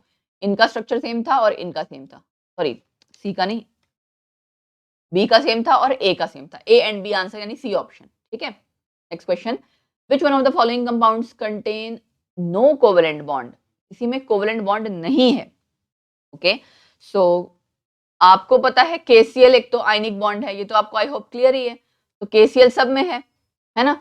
B2H6 बोरेन वाला आपको पता है ना, डाई बोरेन जब आप पढ़ते हो, ये ऐसे 3 सेंटर 2 इलेक्ट्रॉन बॉन्ड, याद है, यहाँ तो कोवेलेंट बॉन्ड्स बनते हैं, शेयरिंग हो रही है। H2SO4 में भी शेयरिंग होती है, आपको पता है पाई बॉन्ड बनता है, मतलब शेयरिंग। SO4 2 नेगेटिव आपने किया ना अभी, तो वहां पे भी क्योंकि आपका अगर कहीं कोऑर्डिनेट बॉन्ड है तो वो भी एक तरह का कोवेलेंट बॉन्ड है। तो ये कट हो गया, ये भी कट हो गया। ऑक्सीजन में भी आपका कहीं मतलब कोवेलेंट बॉन्ड ही है, आयनिक बॉन्ड तो कहीं है नहीं। PH3 में भी। So only answer is KCl, तो आंसर खाली KCl आपको पता है जो आयनिक कंपाउंड था, इसमें कोई कोवेलेंट बॉन्ड नहीं है, तो इसलिए सी ऑप्शन यहाँ पे करेक्ट आ जाएगा। नेक्स्ट, डाइपोल मूवमेंट CCl4 मतलब कार्बन टेट्राक्लोराइड, CHCl3 यानी क्लोरोफॉर्म एंड मीथेन। अब ये आई थिंक स्ट्रक्चर आपको सबको पता है मीथेन का, CCl4 का भी पता है, ठीक है। CHCl3 का भी पता है, एक जगह H आ जाएगा, बाकी 3 जगह Cl आएगा। सो टेक्निकली आपको सिर्फ ये पता होना चाहिए डाइपोल मूवमेंट में कि किस एक डायरेक्शन में आपका जो वो फोर्स लग रही होगी, उसके हिसाब से डाइपोल मूवमेंट ज्यादा या कम होगा। क्लोरोफॉर्म का ज्यादा होगा, जाहिर सी बात है। एंड इन दोनों का ना बराबर है, क्योंकि कैंसिल आउट हो जाता है। अब ऐसी ऑप्शन कहीं है क्या इक्वल वाला में, एक तो ये है ऑप्शन, ठीक है, और एक ये ऑप्शन है, तो डी ऑप्शन यहाँ सही ज्यादा आएगी, क्योंकि क्लोरोफॉर्म आपका ज्यादा है, ठीक है। तो ये ऑप्शन हो गया। Then next question, compound that has the largest HMH bond angle. Metal आपका मतलब देखो, ये वाटर हो गया, ठीक है, और क्या है, एमोनिया एक लोन पेयर, यहाँ हम दो लोन पेयर दिखा देते हैं, H2S भी ऐसा ही है, और क्या है, CH4। शेप्स हमने ड्रॉ कर ली, अब हम करते हैं जी बॉन्ड एंगल। वाटर में 104.5 डिग्री हो गया, CH4 का आपको पता है 109 डिग्री 28 मिनट्स वाला हो गया, अमोनिया का आपको पता है 107 डिग्री, और कह रहा है H2S का 92 डिग्री है। उसने पूछा था लार्जेस्ट बॉन्ड एंगल किस में है। वैसे तो मेरे ख्याल से अगर आपको ये ध्यान हो कि इन सब में बॉन्ड एंगल्स कहीं ना कहीं कम हैं लोन पेयर्स के कारण, इसमें लोन पेयर नहीं है CH4 में, तो बॉन्ड एंगल ज्यादा ही होगा, तो डायरेक्टली आंसर यहाँ पे डी आ जाना चाहिए था। फिर भी मैंने सबके स्ट्रक्चर ड्रॉ कर दिए, सबका बॉन्ड एंगल बता दिया, सो दैट अगर इससे रिलेटेड कहीं कोई और क्वेश्चन आए तो आप कर पाओ, ठीक है। Next question, molecule in which hybrid molecular orbitals involve only one D orbital of the central atom, जिसमें सिंगल सेंट्रल एटम का सिंगल डी ऑर्बिटल इन्वॉल्व हो, ऐसा मॉलिक्यूल बताओ, ठीक है। चलो जी, अब यहाँ पे आपको करनी पड़ेगी हाइब्रिडाइजेशन चेक, ठीक है। इसका आपको पता है स्क्वायर प्लेनर स्ट्रक्चर होता है, हाइब्रिडाइजेशन है जी इसकी DsP2, सिंगल डी है, ठीक है। ऑप्शन में से आंसर यही है, मैं बता दूं, बट चलो कोई बात नहीं। BrF5, F5 है ना, IF5 भी आपने पहले किया था, तो अगर आपको ध्यान हो वहां पे भी sp3d2 था, दो डी ऑर्बिटल्स हो गए, इसलिए आंसर कट। XeF4 ऑक्टाहेड्रल था, स्क्वायर प्लेनर ज्योमेट्री थी, sp3d2 अगेन यहाँ पे भी यही था, ठीक है। फिर उसके बाद आपका कौन सा रह गया, CrF6, कितने नेगेटिव है, CrF6 3 नेगेटिव, ठीक है। ये हाइब्रिडाइजेशन निकालना तो आप सीख ही लो, मैंने इसकी वीडियो भी बता रखी है हाइब्रिडाइजेशन कैसे निकालनी है, उसकी शॉर्ट ट्रिक बता रखी है, आप वीडियो देख लेना चैनल पे। कुछ इस तरह की इंपॉर्टेंट वीडियोस है जो मैंने रेगुलर, मतलब काफी सारी वैलेंस बॉन्ड थ्योरी की, मॉलिक्यूलर ऑर्बिटल थ्योरी की, और जो भी इस चैप्टर से रिलेटेड होगी ना, केमिकल बॉन्डिंग से चैप्टर से रिलेटेड वीडियोस, वो उसका लिंक मैं डिस्क्रिप्शन बॉक्स में डाल दूंगी। हाइब्रिडाइजेशन निकालना, MOT यानी मॉलिक्यूलर ऑर्बिटल थ्योरी पूरा डिटेल में पढ़ा रखा है, वैलेंस बॉन्ड थ्योरी के रिगार्डिंग पढ़ा रखा है, ये कंपाउंड्स वगैरह के बारे में काफी है। तो ये जो भी अगर किसी बच्चे को सीखना है वो आप पढ़ सकते हो, डिस्क्रिप्शन में मैं लिंक डाल दूंगी, आप उसको पढ़ लेना अगर किसी को कोई डाउट है, बिकॉज ये चैप्टर बहुत स्कोरिंग है और आना चाहिए फॉर दिस एग्जाम, ठीक है। Okay, see back to the topic. इसका आंसर है, मतलब इसकी हाइब्रिडाइजेशन है D2sp3, ठीक है। सो इनमें जस्ट अ मिनट, D2 के बॉन्ड ना, हाँ ठीक है, ठीक। तो ये हो गए आपके इसके चारों के मतलब हाइब्रिडाइजेशन। आंसर मैंने आपको बता दिया था निकल वाला पहले ही, क्योंकि इसमें सिंगल पूछा था कि सिंगल डी ऑर्बिटल आएगा, ठीक है। Next question, if AB4 molecule is a polar molecule, a possible geometry of AB4। अब जो पोलर है, तो कहने का मतलब ये है कि आपको सारी डिटेल पता होनी चाहिए AB4। ये ध्यान है किसी को, AB3L, AB4, AB2L2, इस तरह का, मतलब B का मतलब बॉन्ड पेयर, L का मतलब लोन पेयर। ये पूरा एक चार्ट है हाइब्रिडाइजेशन वाला, BSc-PR थ्योरी आपने केमिकल बॉन्डिंग में पढ़ी होगी, और हाइब्रिडाइजेशन उसका कंबाइन करके ही आपको सारा, अगेन वही बात आ गया, चैप्टर के बेसिक्स पता होने चाहिए, ठीक है। बॉन्ड पेयर, लोन पेयर, ठीक है। बॉन्ड पेयर तो आपके 4 रहेंगे क्योंकि ये सब जगह दिख रहे हैं, और लोन पेयर आपका 0 1 2, ठीक है। सो हाइब्रिडाइजेशन, यहाँ मैं सबकी हाइब्रिडाइजेशन बता दे रही हूँ कि क्या होगी कैसे होगी, उसके बाद हम क्वेश्चन डिस्कस करते हैं, ठीक है। तो हाइब्रिडाइजेशन यहाँ पे है sp3, भाई चारों अगर बॉन्ड पेयर हैं, उसके बाद sp3d, उसके बाद sp3d2, ये आपको पता है ना, 4 बॉन्ड पेयर 2 लोन पेयर, ऊपर नीचे ऑक्टाहेड्रल वाली जो होती है, ठीक है, ये वाली हो गई, ये ट्राइगोनल बाइपिरामिडल वाली, ये टेट्राहेड्रल वाली, ठीक है। तो ये आप, उसने पूछा क्या था, AB4 मॉलिक्यूल है, मतलब 4 बॉन्ड बन रहे हैं, तो अपोलर मॉलिक्यूल है। तो लोन पेयर के बारे में उसने कुछ नहीं बताया, आपको खुद से ही देखना है कि क्या है। sp3d2 आपका पोलर होगा, क्योंकि आपका यहाँ पे लोन पेयर जो है वो, बाकी जो आपके मतलब अगर सपोज करो इसको देखो, sp3 आपका नॉन पोलर हो जाएगा ना, क्योंकि आपके 4 बॉन्ड पेयर हैं, आपको चारों कैंसिल भी कर सकते हैं, आपने खुद देख रखा है CH4 वाला। sp3d वाला भी आपका इस तरह से हो सकता है, स्क्वायर पिरामिडल में पोलर हो सकता है, ठीक है, square pyramidal can be polar, क्यों, ड्यू टू,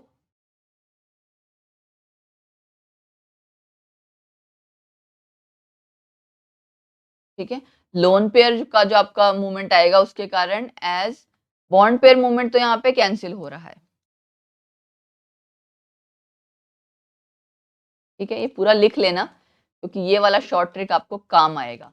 स्क्वायर पिरामिडल, आपका स्क्वायर पिरामिडल क्या होता है, ये तो पता लग रहा है ना आपको, एक डायरेक्शन में है तो डाइपोल मूवमेंट होगा, स्क्वायर प्लेनर होता तो आपका पोलर नहीं होता, ठीक है। तो यही पॉइंट मैंने यहाँ पे स्क्वायर पिरामिडल के लिए लिखा है। उसके अलावा sp3d2 में आपका जो यहाँ पे लोन पेयर था ना, ये आपका ये पूरा कैंसिल आउट हो जाएगा, ये आपका पोलर क्यों होगा, due to lone pair movement, while जो बाकी आपके हैं वो नॉन पोलर हैं। तो यहाँ पे आपको स्क्वायर प्लेनर तो आपको पता ही है कैंसिल हो गया, टेट्राहेड्रल कैंसिल हो गया, रेक्टेंगुलर प्लेनर भी नहीं होगा। तो आंसर यहाँ पे स्क्वायर पिरामिडल ही आएगा, इसके अलावा कोई और ऑप्शन है ही नहीं, ठीक है। लोन पेयर जब आपका एक हो और 4 बॉन्ड पेयर हो तब, ठीक। सो हाइब्रिडाइजेशन इसके हिसाब से sp3 आनी चाहिए, लेकिन हमें यहाँ पे हाइब्रिडाइजेशन के बारे में नहीं कहा हुआ है, हमें यहाँ पे सिर्फ शेप ज्योमेट्री पूछी थी, तो ज्योमेट्री हमने बता दिया स्क्वायर पिरामिडल। अगर आपको कुछ भी नहीं पता तो इन शेप्स का अगर आइडिया है कि ये कैसी है दिखने में, तो आपको शायद आइडिया लग पाएगा। एक्चुअली ये लोन पेयर स्क्वायर पिरामिडल आपका, आपको जब पता होगा तो ये आइडिया लग जाएगा ना कि अच्छा पिरामिडल मतलब कि ऊपर कुछ है, तो ऊपर क्या है, वो लोन पेयर है, वहां उसके लिए ये सारी कहानी पता होनी चाहिए। दैट्स वाई मैंने कहा कि बेसिक्स तो बच्चे को पता होना ही चाहिए, तभी वो कर पाएगा, ठीक है जी। आंसर ए हो गया। नेक्स्ट चलते हैं, question number 36, shape structure of XeF5 negative and XeO3F2। Okay, so XeF5 negative, एक चीज और मैं कहना चाहूंगी, जिनॉन के जितने भी कंपाउंड्स हैं इनकी सबकी शेप, ज्योमेट्री, हाइब्रिडाइजेशन जरूर कर ले, ये क्वेश्चन में एग्जाम में आता ही आता है, ठीक है। हाइब्रिडाइजेशन, शेप, ज्योमेट्री, सारी चीज मैंने वैसे भी कहा था ना, जिनॉन के तो सारी कर जाना। XeF5 नेगेटिव में आपका sp3d3 है, ठीक है। अब ये आपका पेंटागोनल प्लेनर हो जाएगा। sp3dt की जो शेप या ज्योमेट्री जैसी होती है ना, दैट इज पेंटागोनल प्लेनर, ठीक है। तो वो 5 बॉन्ड्स मतलब एक प्लेन में होंगे, 2 जो ऊपर नीचे वाले होते हैं ना, sp3d3 उसी के कारण है। मतलब पेंटागन जैसा ये आपका 5 बॉन्ड्स तो यहाँ बन रहे हैं, ये ऊपर और ऊपर वाला यहाँ पे लोन पेयर हो जाएगा XeF5 नेगेटिव में, ठीक है। सो एक आपकी मतलब XeF5 नेगेटिव था, दूसरा क्या था XeO3F2, XeO3F2। तो मुझे थोड़ा सा मैं बड़ा ड्रॉ कर दूं, F, यहाँ पे F और डबल बॉन्ड यहाँ, डबल बॉन्ड यहाँ, डबल बॉन्ड यहाँ, ठीक है। ये इसकी शेप है, मतलब स्ट्रक्चर है sp3d हाइब्रिडाइजेशन, एंड शेप क्या होगी, ट्राइगोनल बाय पिरामिडल, ठीक है, बाय पिरामिडल। तो आंसर देख लो जो उसने पूछी थी, शेप पेंटागोनल प्लेनर कहाँ, इसी में लिखा हुआ है, तो ऑप्शन ही एक है। बट चलो मैंने सारा डिटेल में बता दिया क्योंकि एग्जाम में जरूरत होती है, सीधा आंसर करने में मैं एक्चुअली बिलीव नहीं करती, मुझे लगता है डिटेल में बच्चे को पता रहे, ताकि जो पैटर्न होता है ना एग्जामिनर का, वो प्रीवियस ईयर क्वेश्चंस में क्या करते हैं, जो बाकी ऑप्शंस हैं या क्वेश्चन में से ही क्वेश्चन निकाल लेते हैं कभी कभार, इसीलिए सिर्फ आंसर आंसर नहीं देखना होता, थॉरो नॉलेज उसकी हो जानी चाहिए, ठीक है। नेक्स्ट क्वेश्चन, नेक्स्ट मुझे आपको, हाँ ठीक है, molecular geometry of SF6 is octahedral, yes हमें पता है sp3d2 octahedral. What is the geometry of SF4 including lone pairs of electrons if any, अगर लोन पेयर ऑफ इलेक्ट्रॉन्स हैं तो, ठीक है।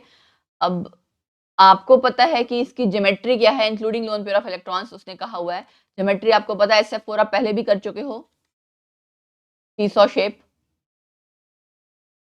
कर चुके हो ना यहाँ पे,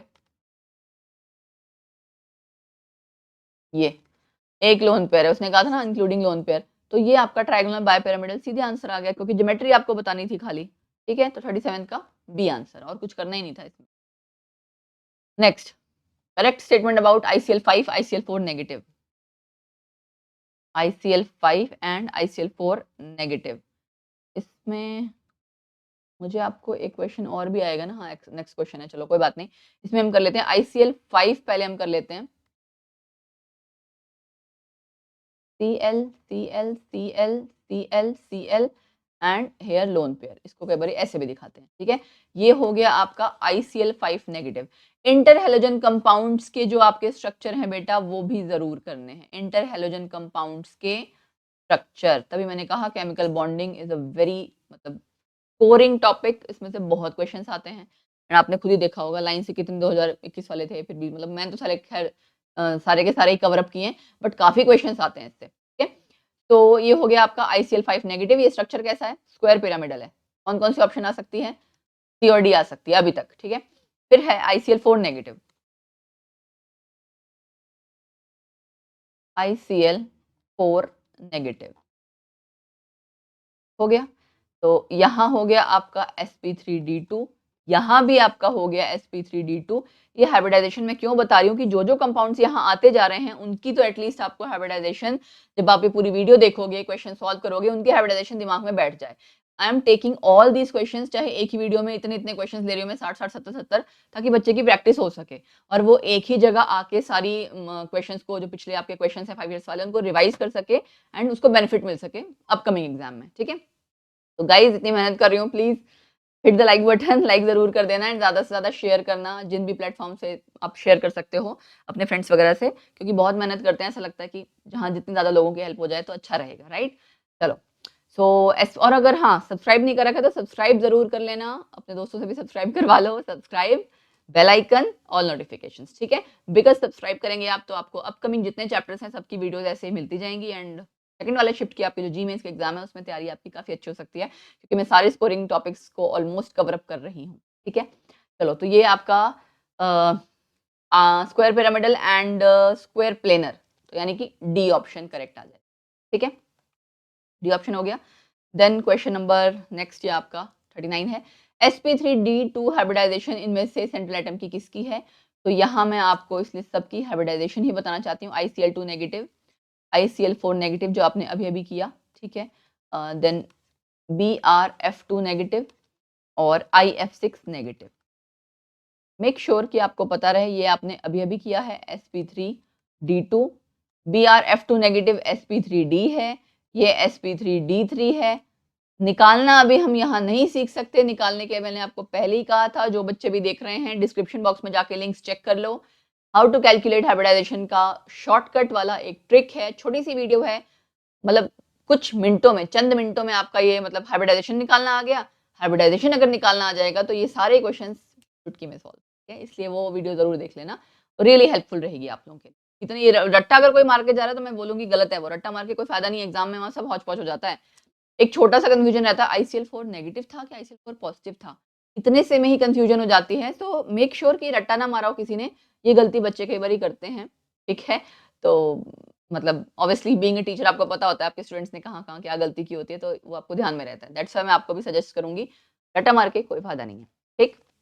ये हो गया आपका सबकी हाइब्रिडाइजेशन। सो आंसर यहाँ पे आपका पूछा हुआ था उसने sp3d2 ICl4 नेगेटिव कहाँ है, ए ऑप्शन, ठीक है जी। Next question, total number of lone pair of electrons in I3 negative. I3 negative का मैंने आपको वो कराया था, स्ट्रक्चर कराया था, राइट। तो आई होप आपको अगर स्ट्रक्चर ध्यान होगा तो हम दोबारा से जरा कर लें structure.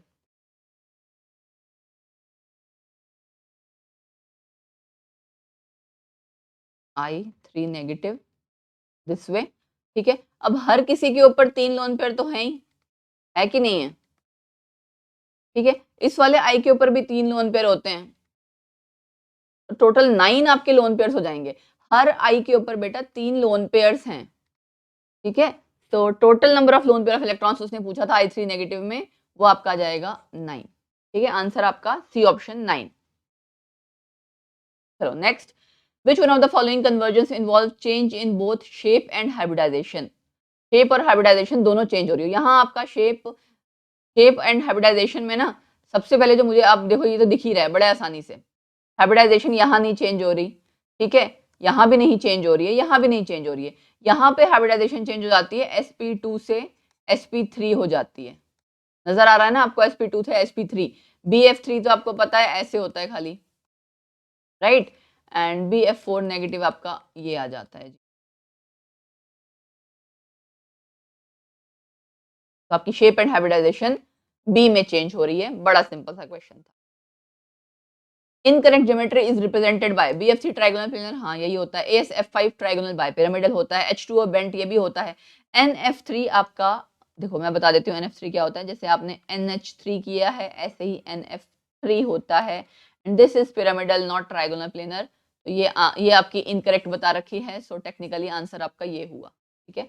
This is incorrect geometry, question में पूछा ही इनकरेक्ट था, ये पिरामिडल शेप है इसकी, ओके।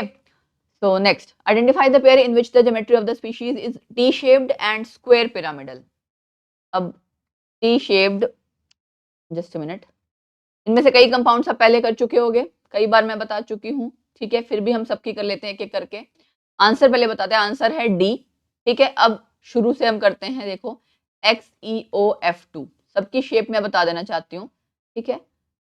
XeOF2, ठीक है, दो हम क्या शो करेंगे यहाँ पे, lone pair, got it, XeOF2 हो गया। अच्छा नेक्स्ट, उसके बाद आपका ये हो गई टी शेप्ड, ठीक है। उसके बाद आपकी ICl2 नेगेटिव, अभी अभी थोड़ी देर पहले, आई डोंट नो शायद हमने किया था कि नहीं किया था, ICl2 नेगेटिव, इसकी शेप क्या हो गई, लीनियर, ठीक है। अच्छा ICl2 नेगेटिव हो गया, उसके बाद जो हमें बताना है ICl5, ठीक है। ICl5, हाँ ICl5 कर लिया था हमने पहले, बट मैं दोबारा बता दे रही हूँ, कोई बात नहीं। कई बच्चे कहते हैं मैम ऊपर लोन पेयर नीचे लोन पेयर एक ही बात है, बेटा ये आपके जो दो ऊपर वाले ऊपर नीचे बॉन्ड्स होते हैं एक्सियल बॉन्ड्स हैं, इनमें आप कहीं भी आप लोन पेयर लगाओगे तो सेम ही चीज है, ठीक है। ICl5 हो गया, देन ClF3 टी शेप्ड होता है, इन्हें मैं छोटी छोटी सी वो बना रही हूँ, मतलब इसके क्या कहते हैं, स्ट्रक्चर आई होप आपको समझ में आ जाएंगे। ClF3 आपका टी शेप होता है, ठीक है। ये क्या है आपका, ये स्क्वायर पिरामिडल है ना। ये देखो आप ऊपर पिरामिड बनेगा ना, तो दिस इज स्क्वायर पिरामिडल, ठीक है। और कौन सी शेप रह गई बतानी मुझे, ClF3 बता दी, ICl5 बता दी, एंड हाँ यस IO4 रह गया। IO4 में डबल बॉन्ड, डबल बॉन्ड, एक मिनट,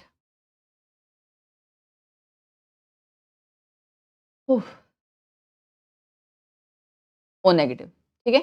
ये है आपका IO4 negative and sp3 hybridisation पता लग रही है आपको, और ज्योमेट्री आपको टेट्राहेड्रल समझ में आ ही रहे हैं, ठीक है।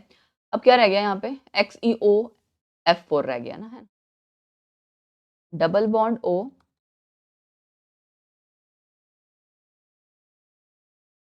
अगेन ये स्क्वायर पिरामिडल बन रहा है, XeF4 स्क्वायर पिरामिडल।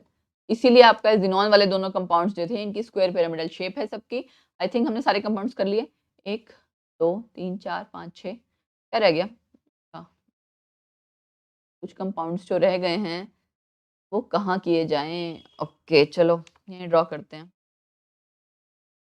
ये मैं रब कर दे रही हूँ Cl वाला, ठीक है, क्योंकि आपने कई बार किया हुआ है। आई होप आप लोगों ने नोट डाउन कर लिया होगा, क्योंकि दो शेप्स हमें और ड्रॉ करनी है, ठीक है। दो फ्लोरीन एटम्स आपके यहाँ आएंगे, ठीक, दो ऑक्सीजन एटम्स डबल बॉन्ड के साथ यहाँ आएंगे, और एक ये हो गया IO2F2 नेगेटिव, ये वाला कंपाउंड, ठीक है। और उसके अलावा आपका IO3 नेगेटिव रह गया ना, राइट, हाँ IO3 नेगेटिव रह गया, ये IO3 नेगेटिव हो जाएगा यहाँ पे इसके साथ नेगेटिव चार्ज, ठीक है। तो यहाँ पे भी ये नेगेटिव चार्ज था IO4 नेगेटिव में। सबकी शेप्स मैंने आपको दिखा दी हैं, सबकी शेप्स से आपको हाइब्रिडाइजेशन एंड ज्योमेट्री पता लग रही होगी। तो अब इस तरह का क्वेश्चन अगर आएगा और ये सारे कंपाउंड्स अगर कहीं भी आए तो कर लेना, ठीक है जी। डी आंसर था इसका। Decreasing order of bond angles in BF3, ammonia, PF3 and I3 negative. I3 negative में आपको पता है 180 डिग्री एंगल है, बाकी किसी में इतना नहीं होता है, ठीक है। तो यानी सबसे ज्यादा तो I3 नेगेटिव ही होना चाहिए आपके अकॉर्डिंग, राइट। अगर हम इसमें इसका ऑप्शन वैसे आंसर करेक्ट यही आएगा, बट हम फिर भी कर लेते हैं। BF3 में आपको पता है क्या होता है, 120 डिग्री का एंगल है, ठीक है।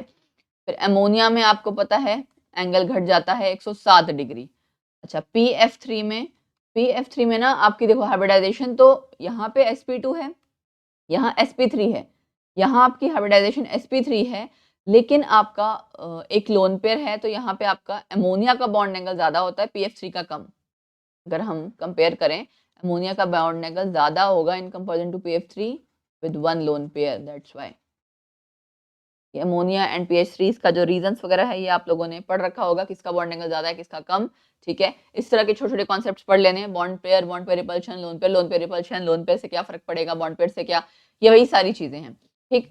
सो PF3 का आपको एक्जैक्टली वैल्यू नहीं भी पता होगी तो चलेगा। एंड I3 नेगेटिव में आपको पहले भी आप स्ट्रक्चर देख चुके हो, वो स्ट्रेट लाइन था, लीनियर आपकी शेप है, यानी 180 डिग्री एंगल आ जाएगा, राइट। सो यानी टेक्निकली आपका सेकंड नंबर पे BF3 आना चाहिए। तो अमोनिया का तो आपको वैसे ही पता है 107, और BF3 100, PF3 नहीं भी पता होता ना, सो आई होप आपको BF3 और अमोनिया ये तो पता ही था, और I3 नेगेटिव आप कर चुके हो linear. So technically A answer आ जाएगा, I3 negative 180 degree and BF3 120, उसके बाद 107, PF3 उससे भी कम, ठीक, fine. sp3d2 hybridisation is not displayed by, SF6 में होती है, नॉट डिस्प्लेड बाय, मुझे लगता है ये अब तक तो ये आप लोगों के लिए आसान हो गया होगा, PF5sp3d। बाकी सब में हमने सारे कंपाउंड्स ऑलरेडी कर रखे हैं, तो करेक्ट आंसर यहाँ पे आ जाएगा डी ऑप्शन, ठीक है। ओके सो क्वेश्चन नंबर 46, ठीक है। Group having trigonal planar structure. अब बेटा यहाँ पे जितने भी ये सारे कंपाउंड्स हैं इनके सबके स्ट्रक्चर आधों के तो आपको पता होंगे, जिनके नहीं उनके मैं सबके मेंशन कर दे रही हूँ, सो दैट आप आंसर निकाल पाओ। करेक्ट आंसर है वैसे बी, ट्रायंगुलर प्लेनर स्ट्रक्चर सब में इसी के हैं खाली, ठीक है। बट फिर भी हम कर देते हैं NF3 टेट्राहेड्रल, ठीक है, NO3 नेगेटिव, मैक्सिमम के तो ट्राइगोनल प्लेनर ही हैं, रुको पर लिख देती हूँ शॉर्ट में, फिर उसके बाद क्लियर हो जाएगा। इनमें से कई कंपाउंड्स आप ऊपर अभी क्वेश्चंस जो आपने किए हैं ना उनमें कर चुके हो। NO3 नेगेटिव हो गया, और क्या है आपका अमोनिया है, अमोनिया आपका टेट्राहेड्रल, यहाँ मैं सबकी ज्योमेट्री लिख रही हूँ, शेप नहीं लिख रही, ज्योमेट्री लिख रही हूँ, ठीक है। तो ज्योमेट्री आपको अगर पता है और लोन पेयर पता है तो उससे आपको आइडिया लग जाएगा। फिर BF3 भी आपका ट्राइगोनल प्लेनर, ठीक है।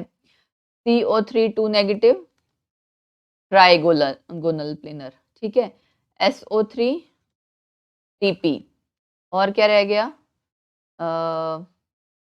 कोई रह गया, BF3 हो गया, NF3 हो गया, CO3 हो गया, SO3 हो गया, अच्छा NCl3 BCl3 यहाँ लिख देती हूँ मैं, टेट्राहेड्रल, ठीक है, and BCl3 TP, again trigonal planar. I think मैं सारी शेप्स हम कर चुके हैं कवर अप। बी आंसर आपको समझ में आ रहा होगा, उसमें सबके टीपी एंगल्स मतलब ट्राइगोनल प्लेनर स्ट्रक्चर होने चाहिए, कार्बोनेट के, NO3 नेगेटिव के एंड SO3 के, सबके ट्राइगोनल प्लेनर ही हैं, बाकी सब में डिफरेंट डिफरेंट होते हैं, ठीक है।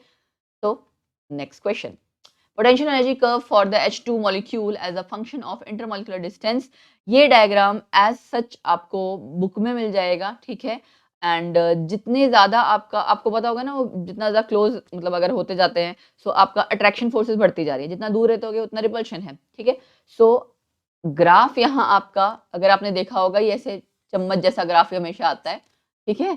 तो बी आंसर कि जैसे जैसे आपका डिस्टेंस बढ़ रहा है, पहले एनर्जी ज़्यादा थी, है ना, आपके अट्रैक्टिव फोर्सेस हैं और रिपल्सिव फोर्सेस हैं, दो तरह की फोर्सेस हैं।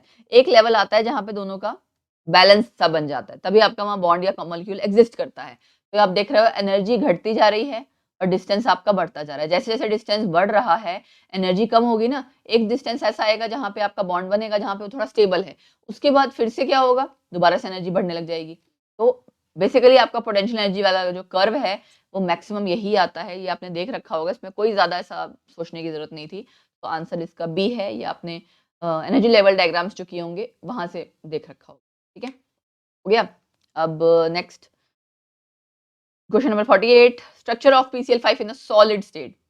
ये मैं आपको बता दूं, याद रखना, PCl4 प्लस PCl6 नेगेटिव, ठीक है। ये ऐसे लिखा होता है, ये आपने कोऑर्डिनेशन कंपाउंड में हो सकता है कभी पढ़ा हो, तो इसकी टेट्राहेड्रल ज्योमेट्री होती है और इसकी ऑक्टाहेड्रल होती है, ठीक है। तो PCl4 plus and PCl6 negative इन दो ऑप्शंस में था, लेकिन आंसर भी आपको चेक करना है कि ज्योमेट्री के साथ ए ऑप्शन करेक्ट है, ठीक है जी। Next question, of the species NO, NO plus, NO2 plus and NO negative, one with the minimum bond strength, ठीक। तो NO के लिए आपने फिर से, मैं आपको एक बार लिखवा देती हूँ, चलो NO के लिए लिखा है कि नहीं, ठीक है। तो सिग्मा 1s2, NO के लिए निकालना आता है 7 + 8 15 इलेक्ट्रॉन्स, ठीक है। तो आई होप ये तो आपको क्लियर हो चुका होगा अब तक। Sigma 1s2, sigma star 1s2, sigma 2s2, sigma star 2s2, ठीक है। फिर पाई 2px स्क्वायर, पाई 2py स्क्वायर, ठीक है ना। वो बॉन्ड जो आपका एनर्जी लेवल डायग्राम है 14 से ज्यादा वाला, वो आप फॉलो करोगे। सिग्मा 2pz स्क्वायर, उसके बाद आपका आ जाएगा पाई स्टार 2px, 1 आएगा, 1 2 3 4 5 6 7 8 9 12 13 14 15 1, ठीक है। ये आपका हो गया इसका इलेक्ट्रॉनिक इसकी कॉन्फ़िगरेशन। अब सबके बॉन्ड एंगल्स आप इजीली मतलब बॉन्ड ऑर्डर आप सबके इजीली निकाल सकते हो। बॉन्ड ऑर्डर का फॉर्मूला आपको पता ही है, NO प्लस का 3, NO2 प्लस का 2 इलेक्ट्रॉन कम कर दिए 2.5, NO नेगेटिव का 2, ठीक, एंड उसके अलावा क्या रह गया, NO का 2.5। कि एग्जाम में ना, ये मैं थोड़ा क्विकली इसलिए करवा रही हूँ कि मैं बहुत बार ये चीज करवा चुकी हूँ, बट एग्जाम में आपको कॉन्सेंट्रेट सिर्फ उस क्वेश्चन पे करना है। आपने इलेक्ट्रॉनिक कॉन्फ़िगरेशन लिखी और ये फटाफट से कैलकुलेट किया, रटने का कुछ है नहीं और आंसर आपको पता लग जाएगा। यहाँ से आंसर उसने क्या पूछा था, मिनिमम बॉन्ड स्ट्रेंथ, ठीक है। सो मिनिमम बॉन्ड स्ट्रेंथ किसकी होगी, आई होप आपको ये चीज क्लियर होगा। मिनिमम बॉन्ड स्ट्रेंथ यहाँ पे bond order directly proportional to bond strength,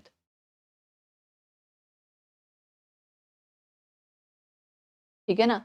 तो बॉन्ड स्ट्रेंथ, बॉन्ड ऑर्डर जितना ज्यादा बॉन्ड स्ट्रेंथ उतनी ज्यादा, बॉन्ड स्ट्रेंथ सबसे कम बोलिए, बॉन्ड ऑर्डर सबसे कम, NO नेगेटिव, डी ऑप्शन, ठीक है, simple. Next, if the magnetic moment of a dioxygen species is this much, it may be 1.73 उसकी मतलब वैल्यू बता रखी है। तो आपको फॉर्मूला ध्यान है, ये फॉर्मूला होता है बोहर मैग्नेटॉन, है ना। क्या होता है, BM क्या होता है, बोहर मैग्नेटॉन, मैग्नेटिक मूवमेंट, ये आप कैलकुलेट कर रहे हो, दिस इज मैग्नेटिक मूवमेंट, ठीक है जी। वैल्यू बेटा आपको दे रखी है 1.73, एन आपको पता नहीं है तो आप यहाँ से n+2 जब कैलकुलेट करोगे, इसको आपको पता है ना 1.73 क्या होता है, √3 लिख सकते हो, n+2, तो 3 इज इक्वल टू n+2। इस तरह से करते करते जब आप n निकालोगे, so you will come to know n is equal to 1। तो आंसर आपका हो सकता है O2 प्लस या O2 नेगेटिव। सो ए आपका यहाँ पे आंसर आ जाएगा, O2 नेगेटिव या O2 प्लस, ठीक है। डाइऑक्सीजन स्पीशीज थी, उसने पहले ही बता दिया था। Next question, bond order and magnetic characteristics of CN negative. CN negative आप खुद से कैलकुलेट करना, इसका 6, इसका 7 और +1, ठीक है। इतना हो गया 14 इलेक्ट्रॉन्स, ठीक। इतना मैं बता देती हूँ कि आपका सिग्मा स्टार 2s2 के बाद आपको पाई 2px स्क्वायर पाई 2py जो आपका वो होता है, सॉरी, हाँ पाई पूरा लिख देती हूँ मैं एक बारी, कहीं ऐसा ना हो कि, आई थिंक वैसे आपको 14 इलेक्ट्रॉन से क्लियर हो जाना चाहिए, but still sigma 1s2, sigma star 1s2, sigma 2s2, sigma I don't, मुझे ध्यान नहीं आ रहा, शायद हमने CN एक बार पहले किया है नहीं, मैं वही सोच रही थी एक्चुअली कि आज वाले जितने भी हमने क्वेश्चंस किए हैं CN नेगेटिव इसमें आया कि नहीं आया, आई डोंट नो, बट चलो अब आ गया, NO आ गया आपका, एक बारी CN आ गया, इस तरह के सारे कंपाउंड्स आपके आ चुके हैं, सारे आयंस आ चुके हैं जिनकी आपने मॉलिक्यूलर ऑर्बिटल जो इलेक्ट्रॉनिक कॉन्फ़िगरेशन होती है वो लिख ली है एक बारी। तो आई होप अब आपको कॉन्फिडेंस अब तक आ चुका होगा, ठीक है। इतना हो गया, फिर पाई 2px square pi 2py square sigma 2pz में जरा देखें 1 2 3 4 5 6 7 8 9 10 11 12 13 14 2 आ जाएगा, ठीक है। सो बॉन्ड ऑर्डर आप निकालोगे, 1 2 3 4 5 7 8 9 10, 10 में से 4 गए, बाय 2 3 आ गया, ठीक है। तो 3 आंसर किस में दे रखा है, 2 में दे रखा था, 3 डायमैग्नेटिक, बी करेक्ट ऑप्शन आएगा, ठीक है। डायमैग्नेटिक को भी पता लग रहा है ना, कोई अनपेयर्ड इलेक्ट्रॉन नहीं है, ठीक। चलो next question, during the change of O2 से लेके O2 negative incoming electron goes to the orbital. C, अब आपको पता है कि O2 और O2 नेगेटिव आप दोनों की कॉन्फ़िगरेशन लिख चुके हो, ये जो जैसे हमने अभी मॉलिक्यूलर ऑर्बिटल कॉन्फ़िगरेशन पूरी लिखी है ना, आपने O2 की भी पहले लिख रखी होगी 16 इलेक्ट्रॉन्स, O2 नेगेटिव 17 इलेक्ट्रॉन्स, ये आपने पहले लिखी हुई है। उसी के बेसिस पे आपको सिर्फ कॉन्फ़िगरेशन लिखनी है और चेक करना है कि आंसर कि इनकमिंग इलेक्ट्रॉन आपका कहाँ जाएगा, उसके बेसिस पे आंसर आपका सी आ रहा है, ये आप खुद से चेक करोगे क्योंकि मैं बहुत बार लिखवा चुकी हूँ O2 negative, O2 negative, O2 positive है ना, ये सब करवा चुकी हूँ, तो ये आप खुद से चेक करेंगे। C is the correct answer. Among the following the molecule expected to be stabilized by anion formation. इनमें से कौन सा ऐसा मॉलिक्यूल है, अब ऐसे नहीं सोचना कि कोई कोई कौन एनायन बनाता है बस सीधे वही स्टेबल, नहीं, आपको ये मॉलिक्यूलर ऑर्बिटल थ्योरी के अकॉर्डिंग चेक करना पड़ेगा, ठीक है। तो उसके अकॉर्डिंग आपका कहने का मतलब क्या है कि कैसा कौन सा मॉलिक्यूल है जो आयन बनाने के बाद स्टेबल होगा। तो आप C2 को आप C2 नेगेटिव चाहोगे, पहले इसकी कॉन्फ़िगरेशन लिखो, sigma 1s2, sigma star 1s2 है ना, ठीक है, sigma 2s2, sigma star 2s2, got it. Then pi 2px square equal to pi 2p y का स्क्वायर ही आएगा 1 2, ठीक है, ये हो गया। अब उसके बाद एक्स्ट्रा इलेक्ट्रॉन आपका कहाँ जाएगा वो देखना है, ठीक है। अगर एक्स्ट्रा इलेक्ट्रॉन, देखो मैं आपको एक का बताया ना मैंने, ये तो एक्स्ट्रा इलेक्ट्रॉन आपका अगर बॉन्डिंग मॉलिक्यूलर ऑर्बिटल में जा रहा है, if extra electron in bonding molecular orbital, ठीक है, तो मोर बॉन्ड ऑर्डर, मोर स्टेबिलिटी, यही कॉन्सेप्ट है। तो यानी आपको सबकी सिर्फ इलेक्ट्रॉनिक कॉन्फ़िगरेशन लिखनी है और ये चेक करना है कि जो आपका इनकमिंग इलेक्ट्रॉन है वो कहाँ जा रहा है, किस में जा रहा है। तो जब आप चेक करोगे आपको पता है इससे अगला वाला तो सिग्मा 2pz में ही जाएगा, है ना, सिग्मा वाले में जाएगा, बॉन्डिंग में जाएगा। बाकी में भी जब आप चेक करोगे तो इसमें से C2 नेगेटिव आपका एक्स्ट्रा इलेक्ट्रॉन जैसे यहाँ जा रहा है ना, बाकियों में भी आपको ऐसे ही चेक करना पड़ेगा। जब आप चेक करेंगे तो आपको यहाँ से आइडिया लगेगा कि C2 वाला आपका मोस्ट स्टेबल होगा। क्यों? क्योंकि वहां पे जो आपका इनकमिंग इलेक्ट्रॉन है वो आपका बॉन्डिंग मॉलिक्यूलर ऑर्बिटल में जा रहा है, ठीक है। तो चेक कर लेना, कॉन्फ़िगरेशन ही लिखनी है, ज्यादा कुछ करना नहीं है इसमें, ठीक है। Okay next, among the following species the diamagnetic molecule. फिर से वही आ गया, बॉन्ड ऑर्डर निकालो जी, पहले कॉन्फ़िगरेशन लिखो, बॉन्ड ऑर्डर निकालो। बॉन्ड ऑर्डर क्या निकालना, मतलब कॉन्फ़िगरेशन लिखो एंड चेक कर लो कि अनपेयर्ड इलेक्ट्रॉन है या नहीं है। तो इसका मतलब पेयर्ड इलेक्ट्रॉन्स, यानी कि बस आपको यही चेक करना है। NO में एक अनपेयर्ड इलेक्ट्रॉन है, मैं बता क्यों दे रही हूँ, क्योंकि आप खुद से कैलकुलेट जब करो तो क्रॉस चेक कर सको, आपके पास एक आंसर होना चाहिए कि हाँ भाई मुझे चेक करना है। 2 इलेक्ट्रॉन एंड उसके अलावा क्या है, B2 में भी 2 इलेक्ट्रॉन। ये अनपेयर इलेक्ट्रॉन्स लिखे हैं मैंने। ने पूछा था डायमैग्नेटिक, जहां कोई अनपेयर इलेक्ट्रॉन नहीं है, CO, answer is B option. ठीक, ये मत सोचना कि मैडम क्विकली करा रही है, क्विकली कराने का रीजन है कि हमने पूरे स्टार्टिंग में बहुत टाइम दिया है इस पे। फिर से वही आ गया, देखो which one is diamagnetic and has the shortest bond length. ठीक है, क्या करोगे, कॉन्फ़िगरेशन लिखी। यार ये तो प्लीज ना, मैं सच बताऊंगी, ये ना फ्री पॉकेट के नंबर हैं। अगर आप कॉन्फ़िगरेशन लिखना सीख गए, बॉन्ड ऑर्डर निकालना है, बॉन्ड स्ट्रेंथ निकालना आ सकता है, बॉन्ड लेंथ आ सकता है, डायमैग्नेटिक है या पैरा है, यही सब आता है। ठीक है, तो उसके हिसाब से आपको चेक करना है इनमें से कौन सा डायमैग्नेटिक, मतलब हाँ डायमैग्नेटिक है, शॉर्टेस्ट बॉन्ड लेंथ है। C2 2 नेगेटिव मैंने सॉल्व किया हुआ है तो मैं आपको बता दे रही हूँ, आप चेक कर लेना, पहले आप खुद से सॉल्व करना। ठीक है, ओके। तो अनपेयर्ड इलेक्ट्रॉन हम देखेंगे क्या क्या है, किसमें है, कितने कितने हैं, 0 2 0 2। एक्चुअली मैं यहाँ सॉल्व करती तो बहुत टाइम जाता, स्टार्टिंग में मैंने इसलिए कुछ कुछ तो बिल्कुल सॉल्व करके दिखाया। उसके बाद मुझे लगा कि अब बच्चे ट्रेन हो जाएंगे और मुझे ट्रेन करना पड़ेगा। उनको ट्रेन करने का तरीका यही है कि एटलीस्ट क्रॉस चेक करने के लिए उनको मैं आंसर बता दूं कि फाइनल आंसर क्या है, बट बच्चे के पास जब भी क्वेश्चन आए वीडियो पॉज करे, एक बार देख ले, ठीक है, एंड उसके बाद कर ले। और बेटा जब एक बार कॉन्सेप्ट क्लियर हो गया ना, उसके आपने 10 20 30 क्वेश्चन कर लिए, तो मुझे ऐसा लगता है उसके बाद कॉन्फिडेंस आ जाना चाहिए। जरूरी नहीं उसके बाद आप सारे क्वेश्चंस वो प्रीवियस वाले इस तरह वाले करके देखो, ऐसा जरूरी नहीं है। एग्जाम में बस दिमाग दिमाग खोल के बैठो कि भाई मुझे एनर्जी लेवल डायग्राम कौन सा यूज करना है, बस इतना ही आपको पता होना चाहिए, क्योंकि वही यहाँ गलती होती है।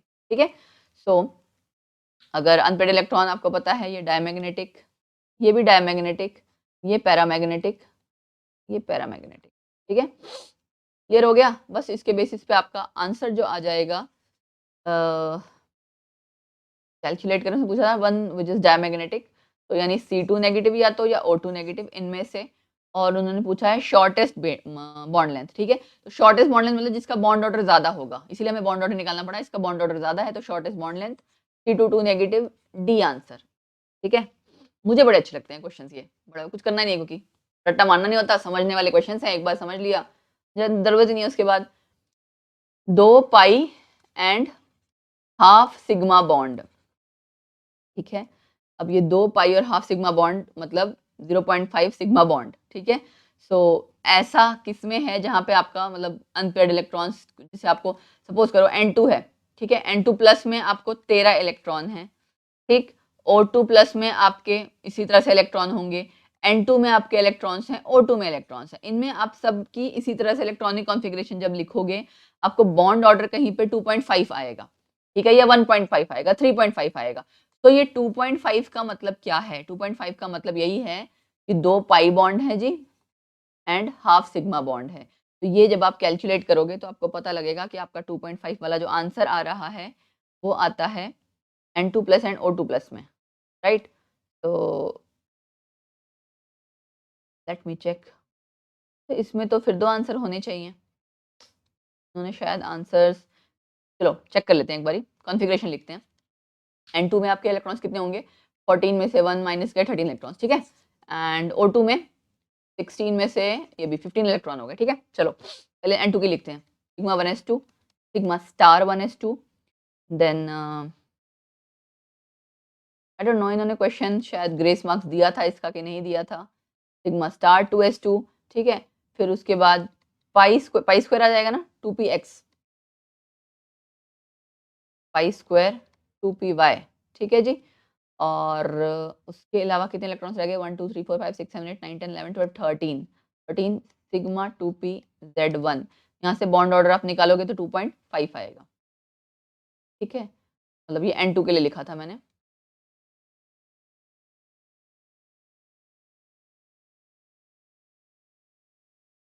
ओके, उसके बाद ऐसे ही O2 प्लस के लिए लिखते हो आप, तो वहां पे भी सेम यही आता है, 10 - 5 डिवाइड बाई 2 मतलब 2.5 आ जाएगा। उसमें भी आपके इलेक्ट्रॉन्स ऐसे ही 2 यहाँ होंगे, बॉन्डिंग वाले में बढ़ेगा, एक आगे एंटी बॉन्डिंग वाले में बढ़ेगा। तो आप एक बार लिख के चेक कर लेना। इसमें मुझे आंसर ऐसा लगता है कि 2.5 दो जगह आ रहा है, ठीक। सो इस तरह के कभी कभार क्वेश्चन आ जाते हैं तो उसके ग्रेस मार्क्स मिल जाते हैं, जो भी होता है कॉम्पिटेटिव एग्जाम्स में तो एटलीस्ट ग्रेस मार्क्स मिल जाते हैं। तो don't bother and don't worry at all. 2 point इसका मतलब क्या था, 2 half and 2 pi and half sigma bonds का, वो मैंने आपको बता दिया कि क्वेश्चन आपको कैसा मर्जी आए, कभी कभार इस तरह से भी आ सकता था 1 पाई एंड हाफ सिग्मा बॉन्ड। तो इस चीज का मतलब समझ में आना चाहिए बच्चे को कि क्या मतलब है इसका, सो दैट क्वेश्चन आप सॉल्व कर सको, ठीक है। Next question, according to molecular orbital theory which one of the following is true with respect to Li plus 2 and Li 2 negative। Again आपको Li प्लस 2 मतलब Li2 का प्लस एंड Li2 का negative, ये इसकी कॉन्फ़िगरेशन लिखनी आनी चाहिए। Lithium positive वाला एंड लिथियम नेगेटिव वाला हम लिखते हैं sigma 1s2 sigma star 1s2 sigma 2s1। इतने इलेक्ट्रॉन्स होंगे, क्यों, 3 आपका इसके इलेक्ट्रॉनिक कॉन्फ़िगरेशन 6 और एक कम है ना, 3 इलेक्ट्रॉनिक कॉन्फ़िगरेशन मतलब सॉरी 3 एटॉमिक नंबर है, 2 लिथियम एटम्स है तो 6 इलेक्ट्रॉन होने चाहिए थे, एक कम यानी कि 5 इलेक्ट्रॉन, ठीक है। तो 5 इलेक्ट्रॉन हमने एडजस्ट कर दिए और यहाँ पे अगेन 6 + 1 7 इलेक्ट्रॉन्स, ठीक है ना, 7 यहाँ पे इलेक्ट्रॉन्स होंगे ना, बढ़ गए, यहाँ पे प्लस था यहाँ माइनस था, that's why sigma 1s2 sigma star 1s2 sigma 2s2 6 हो गया, सिग्मा स्टार 2s1, ठीक है। बॉन्ड और जरा निकालो दोनों का, यहाँ पे आ जाता है हाफ 3 - 2, ठीक है, 1/2 आ गया। यहाँ पे क्या आ जाएगा बॉन्ड ऑर्डर, हाफ 1 2 3 4 4 - 3 अगेन 1/2, ठीक है। सो दोनों के सेम बॉन्ड ऑर्डर हैं, तो यानी स्टेबिलिटी दोनों की सेम, सब कुछ बराबर रहेगी। तो आंसर यहाँ पे आपका बोथ आर स्टेबल, यानी कि सी ऑप्शन आना चाहिए, ठीक है। Next question, in which of the following process the bond order has increased and paramagnetic character has changed to diamagnetic। तो अगेन सेम थिंग, जैसे आप सिंपल स्पीशीज के लिए लिखते हो, आयनिक स्पीशीज के लिए लिखोगे फिर, है ना, चाहे वो पॉजिटिव है चाहे वो नेगेटिव है, सिर्फ आपको चेक करना है। बता देती हूँ मैं कि इसका आंसर है ए, क्रॉस चेक आपको खुद से करना है। NO आपका पैरामैग्नेटिक है, बार बार रिपीट हो रहा है, बता रही हूँ, यहाँ पे आपका बॉन्ड ऑर्डर 2.5 था और ये आपका जब चेंज होता है NO प्लस में तो ये डायमैग्नेटिक हो जाता है, ठीक है। एंड बॉन्ड ऑर्डर आपका यहाँ पे हो जाता है 3, बॉन्ड ऑर्डर उसने कहा था बढ़ जाए और पैरामैग्नेटिक से डायमैग्नेटिक हो जाए, ठीक। N2 से N2 बाकी सब मैं बता देती हूँ, मैं तुम लोगों के लिए आसानी रहेगी। N2 से N2 प्लस में डाया से पैरा हुआ है, ठीक है, यहाँ 2.5 थी और यहाँ पे आपको पता है 3 था, ठीक है, 3 आपका मतलब बॉन्ड ऑर्डर था। N2 का हो गया, O2 में आपका पैरामैग्नेटिक, दो ऑप्शन है ना O2 वाले, पैरामैग्नेटिक है, इनका बॉन्ड ऑर्डर आपको पता ही है, ट्वाइस होता है, ठीक है। दोनों में इनमें दो चेंजेस दिखाए हैं, O2 प्लस में एंड O2 2 नेगेटिव में। तो O2 प्लस में एंड O2 2 नेगेटिव में, O2 प्लस में आपका पैरामैग्नेटिक हो रहा है, O2 2 नेगेटिव में भी पैरामैग्नेटिक हो रहा है, सॉरी O2 2 नेगेटिव में आपका डाया होगा, डायमैग्नेटिक हो रहा है, क्यों, क्योंकि आपका बॉन्ड ऑर्डर चेंज हो रहा है, यहाँ 2.5 है यहाँ 1 है, तो डायमैग्नेटिक वाला आंसर तो यहाँ भी सेट आ रहा था, लेकिन बॉन्ड ऑर्डर घट रहा है, वो उसने कहा था बॉन्ड ऑर्डर इंक्रीज हो, तो इसलिए आंसर ए ऑप्शन आ जाएगा, ठीक है। ये बार बार यार वही लिखना है, सिग्मा 1s2 सिग्मा 2s2, तो इसलिए मैं बार बार लिखने में टाइम नहीं वेस्ट करी, बिकॉज उससे फालतू वीडियो की लेंथ बढ़ती है। एक बार मैंने टीचर ने आपको बता दिया तो आपको खुद से ट्राई करना है, वीडियो को पॉज कर लो, अगर बहुत प्रैक्टिस हो चुकी है तो आप, अगर इतना कॉन्फिडेंस है दैट यस ये क्वेश्चन में बिना प्रैक्टिस के भी आप कर सकता हूँ कर सकती हूँ, तो आप कर सकते हो, ठीक है, ट्रस्ट मी। हाँ बट 15-20 क्वेश्चन तो अच्छे से कर ही लेना, आते ऐसे ही क्वेश्चन है, कोई भी ऑप्शन दे देंगे, बताओ इनमें से कौन सा ऐसा पेयर है जिनका बॉन्ड ऑर्डर सेम है, बताओ इनमें से कौन सा ऐसा पेयर है जिसमें दोनों डायमैग्नेटिक हैं, दोनों पैरामैग्नेटिक है, इसी तरह का क्वेश्चन आता है सिंपल सा। फिर से आ गया molecular orbital theory, which one of the following will not be a viable molecule. अब देखो वायबल का मतलब यहाँ जो एग्जिस्ट नहीं करेगा वो, ठीक है। He2 का प्लस नंबर ऑफ इलेक्ट्रॉन्स, अगर आप जाहिर सी बात है मैं पूरा करने की कोशिश कर दे रही हूँ आपका, 4 - 1 3 इलेक्ट्रॉन, ठीक है, हाँ 3 electron, sigma 1s2 sigma star 1s1, ठीक है। तो बॉन्ड ऑर्डर 2 - 1/2 है ना, एंड ये आ गया हाफ यानी कि 0.5, 5, ये आप बॉन्ड ऑर्डर निकाल रहे हो, ठीक है। ये आप इलेक्ट्रॉनिक कॉन्फ़िगरेशन लिख, ये आपके नंबर ऑफ इलेक्ट्रॉन्स हैं और ये आपकी स्पीशीज़। आंसर मैं इसका बता दूँ, इसका आंसर है वैसे तो डी, बट सारे कर लेते हैं। He2+ हो गया, फिर H2 नेगेटिव और क्या है, H2 नेगेटिव है, He2 का 2 पॉजिटिव है, ठीक है। इलेक्ट्रॉन्स निकालो पहले, 2 + 1 3 इलेक्ट्रॉन, 2 + 2 4 इलेक्ट्रॉन और यहाँ पे आपका आ जाएगा He2 है ना, 4 4 - 2 2 इलेक्ट्रॉन ठीक है। 4 था ना, 2 2 4, ठीक है, ठीक। इलेक्ट्रॉन्स निकल गए, कॉन्फ़िगरेशन लिखते हैं हम, sigma 1s2 sigma star, sorry sigma star 1s1, ठीक। Sigma 1s2 sigma star 1s2, 4 electron हो गए। सिग्मा 1s2 सिर्फ यहाँ पे यही होगा।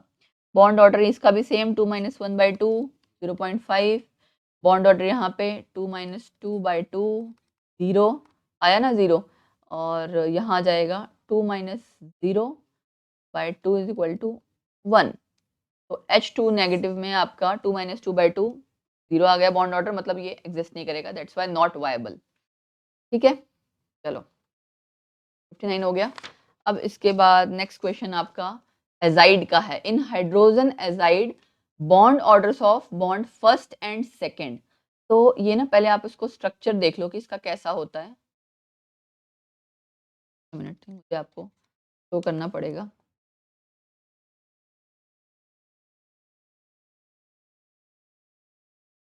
यहाँ नेगेटिव चार्ज होता है, ठीक है, और इन्होंने ये सेकंड मेंशन कर रखा है, ये फर्स्ट मेंशन कर रखा है, इसके ऊपर लोन पेयर होता है, इसके ऊपर पॉजिटिव चार्ज है, ठीक है। और इसका जो रेजोनेटिंग स्ट्रक्चर है वो भी आप देख लें, क्योंकि यहाँ आपका आ जाएगा उसके बाद 2 लोन पेयर, ये फर्स्ट बॉन्ड था आपका, ठीक है, ये पॉजिटिव चार्ज, ये आपका यहाँ पे ट्रिपल बॉन्ड आ जाएगा, second bond,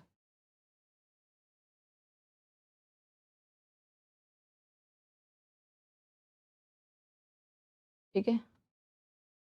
resonating structure I hope आपने देख लिया। यहाँ से ये आगे इलेक्ट्रॉन मतलब इसके इधर चला जाएगा, ये वाला इलेक्ट्रॉन इधर आ गया, मतलब ये चीज़ ना देखो, ये यहाँ गया और ये चीज़ यहाँ आ जाएगा, राइट। तो इस वजह से आपका ये बन गया जी स्ट्रक्चर। तो बॉन्ड 1 के लिए अगर आप बात करो, बॉन्ड ऑर्डर हमेशा 2 बॉन्ड्स है ना, bond 1 bond 2, bond order bond 1 के लिए क्या होगा, will be less than 2 obviously, ठीक है। एंड सेकंड वाले के लिए नंबर ऑफ बॉन्ड आपके ग्रेटर देन 2 होंगे। उसने कहा भी यही था, बॉन्ड ऑर्डर्स बताओ। इसके हिसाब से जो आपका आंसर सबसे सेट बैठ रहा है वो है ये। पहले वाले में तो या तो 2 है या 1 है, तो उसका बीच का ही होगा ना रेजोनेंस जब होगा। यहाँ पे 2 और 3 है, तो यानी 2 से ज़्यादा होगा। दैट्स व्हाई आपका पहला ऑप्शन आ जाएगा। आपका सेकंड वाला बॉन्ड हमेशा 2 से ज़्यादा होगा उसका बॉन्ड ऑर्डर, एंड पहले वाले बॉन्ड का 2 से कम होगा। ठीक? क्वेश्चन कितना सिंपल था, बट उसको पूछने का तरीका डिफरेंट था। अब ये डायग्राम किसका है, सिर्फ ये पूछा हुआ है, एंड ये आप देख सकते हो इन साइंस वगैरह से एंटी बॉन्डिंग सॉरी पाई ऑर्बिटल है, क्योंकि sideways overlap sorry sideways overlapping है पाई ऑर्बिटल, ठीक है, और साइन डिफरेंट है इसलिए एंटी बॉन्डिंग। तो सिंपल हो गया D option. In the molecular orbital diagram for the molecule ion 2+ number of electrons in the, मैं तो बोर होगी यार ये वाला क्वेश्चन कर करके, ऐसा लग रहा है कि काश अब ये क्वेश्चन तुम लोग खुद करो और मैं आंसर सीधे बता दूं। N2+, वैसे मैं करूंगी भी यही, क्योंकि बीइंग टीचर मुझे लगता है कि अब तुम्हें सॉल्व करना आना चाहिए। N2+ में उसने कहा है डायग्राम में, आप नंबर ऑफ इलेक्ट्रॉन्स बताइए कि सिग्मा 2p ऑर्बिटल में कितने हैं। कॉन्फ़िगरेशन लिखनी है जी, 13 इलेक्ट्रॉन टोटल। कॉन्फ़िगरेशन लिखो, पता लग जाएगा, लास्ट में आपका सिग्मा 2p में 1 इलेक्ट्रॉन आएगा, तो डी आंसर, ठीक है। Which one of the following are Lewis acids. Electron deficient molecules आपके लुईस एसिड्स होते हैं, ये याद रखना। इलेक्ट्रॉन डेफिशिएंट मॉलिक्यूल्स क्या होते हैं, लुईस एसिड्स, गॉट इट। तो BCl3 BF3 AlCl3 सारे वाले आपके जो हैं, तो ये आप देख लो, BCl3 AlCl3 कहाँ दिखा, BCl3 AlCl3 second option, and clear हो गया। सो सेकंड ऑप्शन यहाँ पे आ जाएगा, एंड